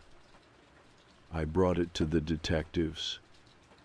They scanned it, said it could be a hoax, that someone might be playing a sick joke, that it might not be her at all. but I knew her handwriting. She had scribbled something on the back. A single word. Listen. That was when I realized something I had not wanted to consider. What if she was still alive? And what if she had not just been taken? What if she was being kept? Trapped by someone with the tools to erase her from every system. Someone who understood how to vanish a person not by hiding their body, but by dismantling their data, their identity, their digital footprint. If that was true, then it meant she might be trying to reach out, to leave signs. If that receipt was from her, then she had been close. And if she had been close, it meant there was still time. Still a way back. I started looking again, not for suspects, but for messages. It started with the receipt, but after that, I began seeing things in places that never used to mean anything. Messages that felt like they were for me, even though they never said my name. Scratched initials on bus stop benches, a sticky note tucked behind the mirror in a public restroom, a torn napkin on the floor of a cafe with a familiar drawing in the corner, a little spiral. Kayla used to doodle spirals when she was bored. I used to tease her about it.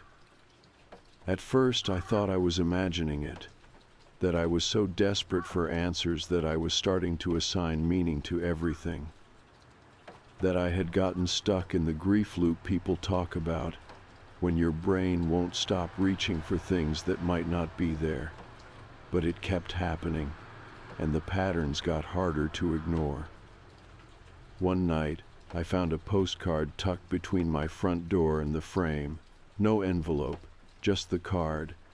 It had a photo of the Space Needle on the front. On the back, no stamp, no sender.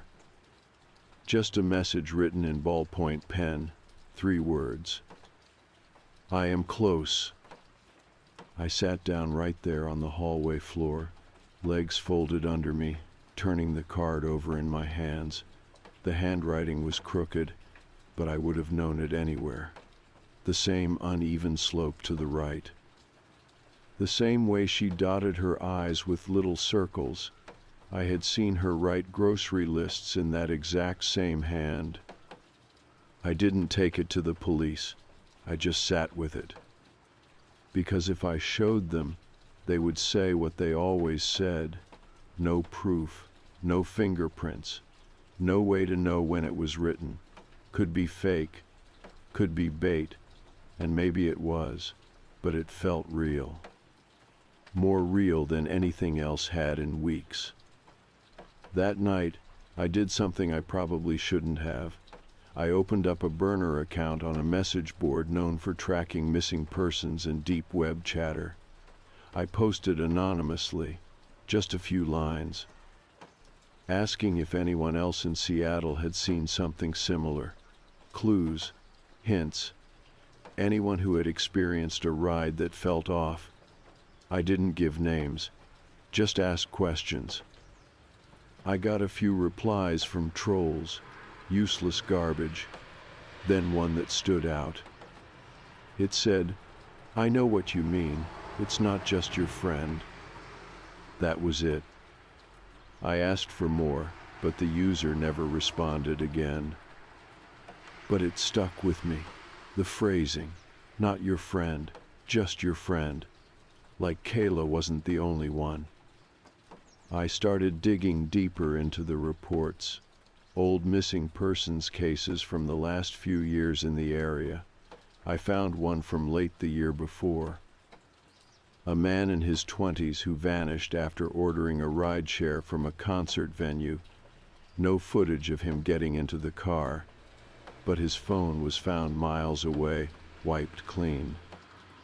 The rideshare record said he had canceled. His friends said he got in the car.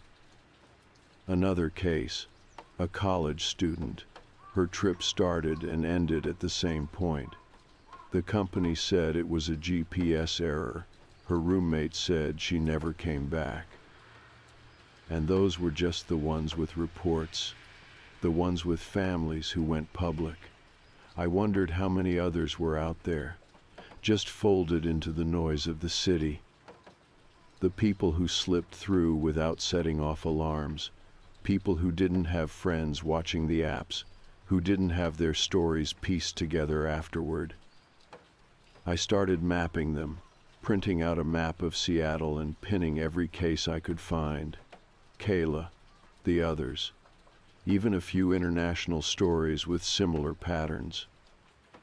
Rides that started and ended in the same place, phones found with no data, digital footprints scrubbed. There was no clear pattern at first, the pins scattered. But then I noticed something. A cluster near the industrial district, the same area where Kayla's phone was found. Not close enough to overlap, but close enough to form a ring, a loose shape, a zone. I took the bus there one afternoon, no plan, just wanted to see it for myself. It was the kind of place you forget exists unless you work there. Fences, loading docks, warehouses that looked empty even when they were not. I walked the streets for 2 hours, saw maybe 3 people. No one looked at me. No one asked what I was doing. I ducked into a coffee shop that felt weirdly out of place and sat at the window, trying to feel for anything unusual. There was a car parked across the street. Black sedan. Clean. Too clean. It didn't move for over an hour. Every time I looked up, it was still there. At some point, I went to the bathroom. When I came back, the car was gone. I left right after that. That night, I found a message slid under my door. Typed this time, small font, 1 sentence. You are looking in the right place. Stop. Not or else. Not a threat. Just stop. I didn't. Because I was done being afraid of the dark. Kayla hadn't given up. I couldn't either. So I went back to the map, looked at it again with fresh eyes. And something clicked. All the pins, all the sightings, they didn't just form a zone. They circled something. A cluster of empty properties. One address in the center. A warehouse listed as abandoned. No company name. No rental history for 2 years. Just a name on the property records. And it was fake. Whoever owned it didn't exist. I wrote the address down on a napkin and stared at it for most of the night. Not because I was afraid, though I was. It was more like I was waiting for something to change. Like the paper might catch fire or disappear or reveal some hidden meaning, but it didn't. It just sat there, perfectly still, while I spun in my head, wondering what I was supposed to do. I knew better than to go alone. I knew how reckless that would be, but I also knew there were places official eyes didn't go, or at least didn't look hard enough. A property with no listed tenant, no working cameras, no digital trail except a fake name on an ownership form. The police were already drowning in half evidence and disappearing phone data. What would they even find there that I hadn't already guessed? By morning, I had made my decision. I didn't tell anyone where I was going. I didn't write a note, just took the bus toward the industrial zone and walked the last few blocks. The place looked exactly how I pictured it. One long, low building tucked behind a chain-link fence, the kind with barbed wire at the top, but no real gate. The front door was locked, of course, but the side door wasn't. Just a simple handle, I pulled once and it opened without a sound. Inside it was cold and still. The air smelled like dust and something faintly chemical. Not enough to make me gag, just enough to sting the inside of my nose. The light from outside didn't make it far. I pulled out the small torch I had brought and flicked it on. It cut a soft yellow cone through the dark. Not much, but enough to see the path in front of me. The floor was bare concrete, the walls lined with old shelving units and crates that looked like they had not been touched in years. It could have been any abandoned building, could have been storage, could have been nothing. But then I saw the chair. It was set near the center of the room, not pushed up against anything, not facing a desk or a screen or a workbench, just sitting there, clean, newer than everything else around it. A white metal frame with padded arms and a leather seat. Next to it was a small table, fold out, plastic. And on it, a phone. Her phone. Not the one they had found in the storm drain. This one was identical, but I knew it wasn't the same. I recognized the little sticker on the case, a cartoon sun with tired eyes. She used to stick those on everything in college.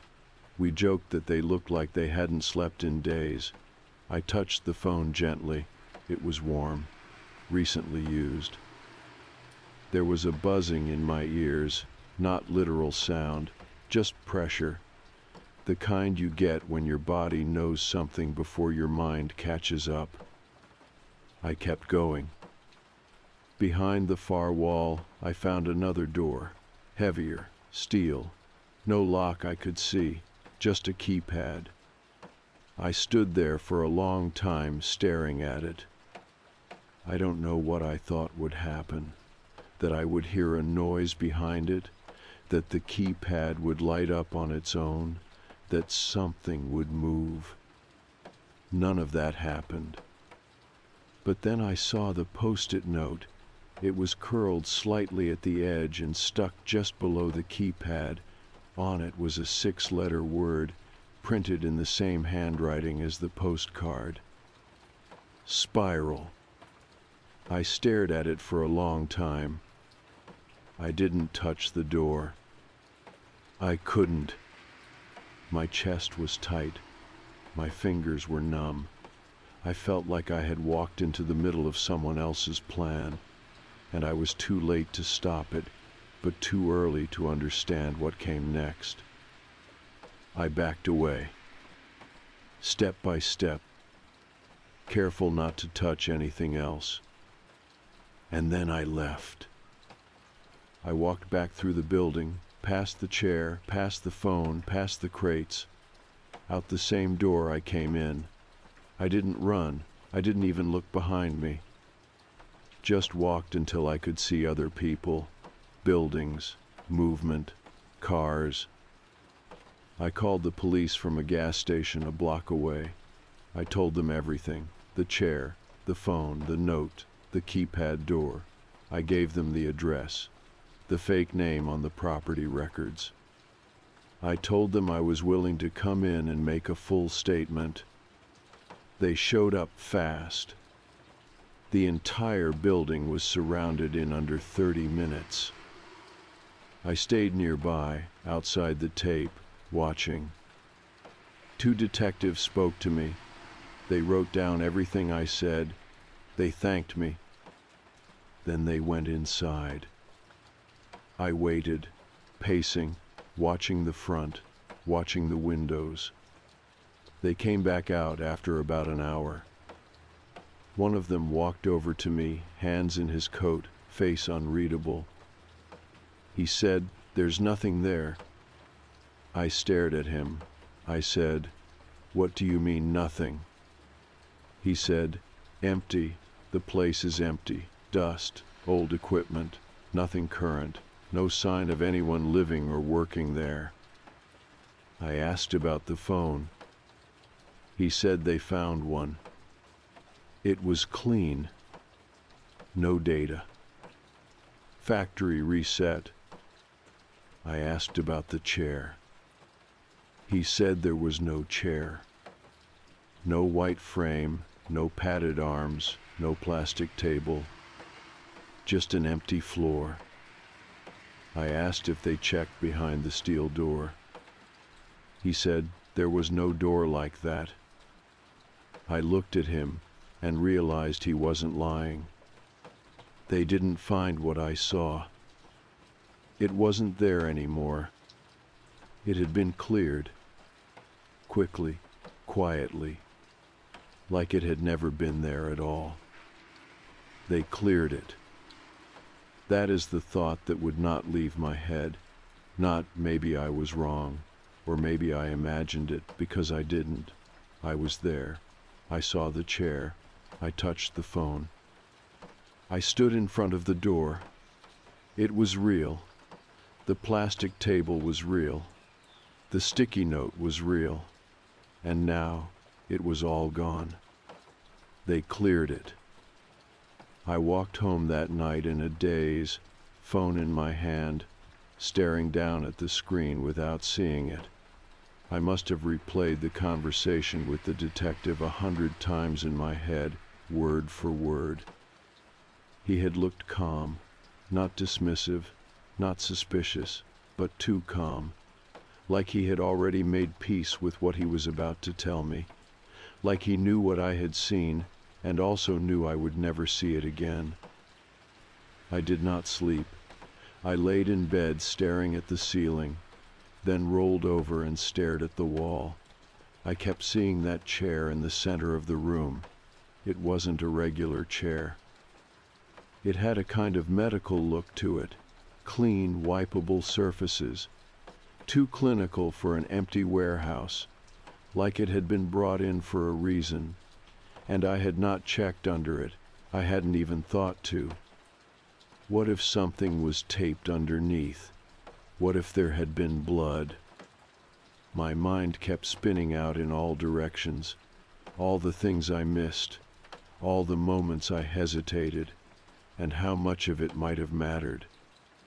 By sunrise, I had convinced myself that if Kayla was still out there, I had to be done waiting for help. So I went back to the message board. I reopened the old burner account and posted an update. I said I had found something, that I had been to a location and seen things that later disappeared. I didn't give the address, but I hinted.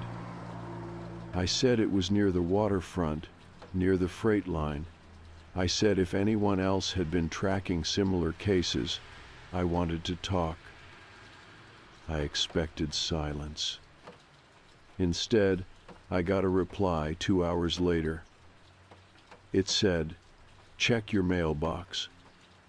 That made me freeze, because whoever sent it knew exactly who I was and where I lived. I waited half the day before going to check. I stared at the slot on my door, heart pounding, telling myself I would find nothing, that it would be a joke. But there it was, a small padded envelope. No return label, no postage, just my first name written in lowercase letters across the front. I took it inside, locked the door, and sat on the floor before opening it. Inside was a flash drive and a photo. The photo showed a whiteboard covered in dates, notes, names I did not recognize. But right in the center was Kayla's name, underlined, circled twice, and next to it the word held. That is what it said. Held. Like she was not just missing, not just gone, but kept. I plugged the flash drive into an old laptop I barely used anymore. It took a while to load. At first I thought it was blank. Then a single file appeared, a folder called Loop. Inside were time-stamped video clips, only a few seconds each, grainy, infrared.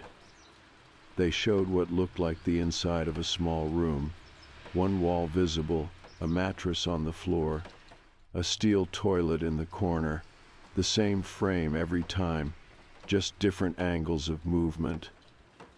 Someone pacing, sitting, lying down. And in one clip just 2 seconds long, I saw her. Kayla. She was sitting against the far wall, knees pulled to her chest, her head down. The video was silent, but it was her. I paused it, I zoomed in, I stared at her face until my eyes burned. Her hair was longer, she looked thinner, but it was her, alive. I played it again, and again, until the laptop overheated and shut down. I didn't take it to the police. I know how that sounds. I know it was evidence. But it also felt like bait, a warning. Someone knew I was looking, and someone wanted me to keep looking. But on their terms. The flash drive went into a drawer, and I started watching everything more closely. I retraced my steps, every trip I had taken, every address I had searched, every person I had contacted. I looked for patterns, signals, anything I might have missed. Because if Kayla was being held, there had to be movement, there had to be signs. I started noticing a car, silver sedan, parked a few houses down from mine, never the same exact spot, sometimes across the street, sometimes 2 blocks up, but always nearby, always facing my building. It was there 4 nights in a row. Then it disappeared. And when it came back, there was something under the windshield wiper. A postcard. No envelope. This one showed a photo of Seattle's skyline, and on the back, 3 words. Time is narrowing. I felt sick, not from fear exactly, but from the certainty that this was building toward something. That whatever system they had, whatever network or pattern or plan was in place, I had walked deep enough into it that turning back was no longer possible. And Kayla was still out there, still being held, which meant I had no choice but to keep going, even if it led to the same place she went. I made peace with the idea that no one was going to save her but me. That is not hero talk. It is not some fantasy about justice or rescue. It is just what happens when enough people shrug, when the system spins its wheels, and when you are the only one who keeps waking up to the same name, echoing through your head. Kayla. I could not stop saying it, out loud, in my sleep, in my mind when everything else was quiet. Kayla. The postcard that said, "Time is narrowing," had been left under the windshield wiper of a car parked near my flat. That was 3 days ago. Since then, nothing. No messages, no updates.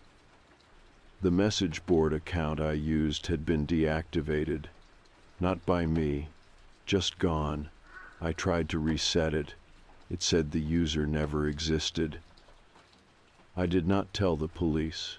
By then, I knew what kind of game I was in. This was a story told in symbols and silence. If I wanted to see it through, I would have to follow the path on my own. The last lead I had was the flash drive, the videos. I had copied them to a hidden folder before the laptop overheated. I had watched every second of them over and over again. I mapped the dimensions of the room, compared the angles of the light, traced the lines on the wall. There was one pattern I had not noticed the first time. In the top corner of every clip, a code appeared for half a second. A combination of letters and numbers, the same in every video. At first I thought it was an ID tag, then I realized it was a coordinate. A real one. I typed it into a map program and zoomed in. It pointed to a location just outside the city, a utility building on the edge of a forest marked as inactive. No signage, no contact info, no business registered there. Just a simple rectangle off a gravel road. I packed a bag. I did not tell anyone. I left a note with the address taped to the inside of my closet, just in case. Then I took the train to the edge of town and walked the rest of the way. It was late afternoon by the time I arrived. The building looked abandoned, but not decayed. No broken windows, no graffiti, no signs of animals or squatters. Just stillness. I walked around the back and found a metal hatch half buried under leaves. It was locked, not with a padlock, with a keypad, just like the door in the warehouse. And there was a note taped to the side of it. Spiral. The same word from before. I typed it in. The light blinked green. The hatch clicked open. Inside was a narrow stairwell, damp and dark. I took out my torch and stepped in slowly. The stairs went down farther than I expected, at least 2 floors. The walls were concrete, lined with old wiring. No sound except the scuff of my shoes. At the bottom, a hallway, 2 doors. The first one was locked. The second opened into a small control room, monitors, a desk, no one inside. And on the wall, a screen playing the same video clips from the flash drive. Looping. I stepped closer. The image flickered. A new clip loaded. This time, it was live. The girl on the screen lifted her head. It was Kayla. She looked older, pale, but alert. Her eyes met the camera. Then she turned and pointed to something behind her. A wall. There was writing on it. 3 words. Behind the mirror. I ran. Back to the hallway. To the locked door. There was no keypad this time, just a keyhole. I looked around, frantic, until I saw a ring of keys hanging on a hook above the desk. I grabbed them, tried each one. The 4th key fit. The door opened into a narrow room. It looked like a holding space, a cot, a toilet, a metal sink, a mirror bolted to the wall above it. And behind the mirror, just like she said, was a hidden compartment. Inside it was a switch. I pressed it. The back wall of the room made a grinding sound and slid open. Kayla was there. Alive. She did not scream. She did not cry. She just looked at me and said, "Took you long enough." I helped her out. She could walk, but barely. She leaned on me as we moved back through the hall, up the stairs into the light. Neither of us looked back. We walked until we reached the main road. Then we called the police. They arrived 20 minutes later. By then, Kayla had told me everything. She had been taken the night of the ride share. Drugged, she thought. Not knocked out, just confused, disoriented. The driver had worn gloves, sunglasses, even at night. She remembered waking up in a cell, no windows, No idea how far she had been moved. There were others, she said. Not in the same space, but she had heard voices, at least once a week, someone crying through a vent, always quiet after that. She started sending messages when she realized someone might still be looking.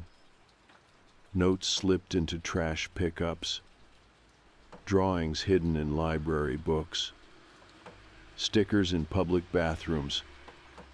She had been trying for months. The videos had been filmed by them. She thought they sent one out to pull me in. But she made it work. We made it out. The building was cleared by the police. Inside, they found more than we could have imagined. Files, photos, multiple rooms, tools, a network. A machine designed to erase people without leaving a trace. They shut it down. They arrested 3 people. The rest are still being found. But Kayla is home now. She sleeps with the lights on. So do I. We do not talk about that chair, or the way the driver knew her name, or how many others got into the wrong car and were never seen again. But we talk, and that is enough. We survived the spiral, and we got out. Together.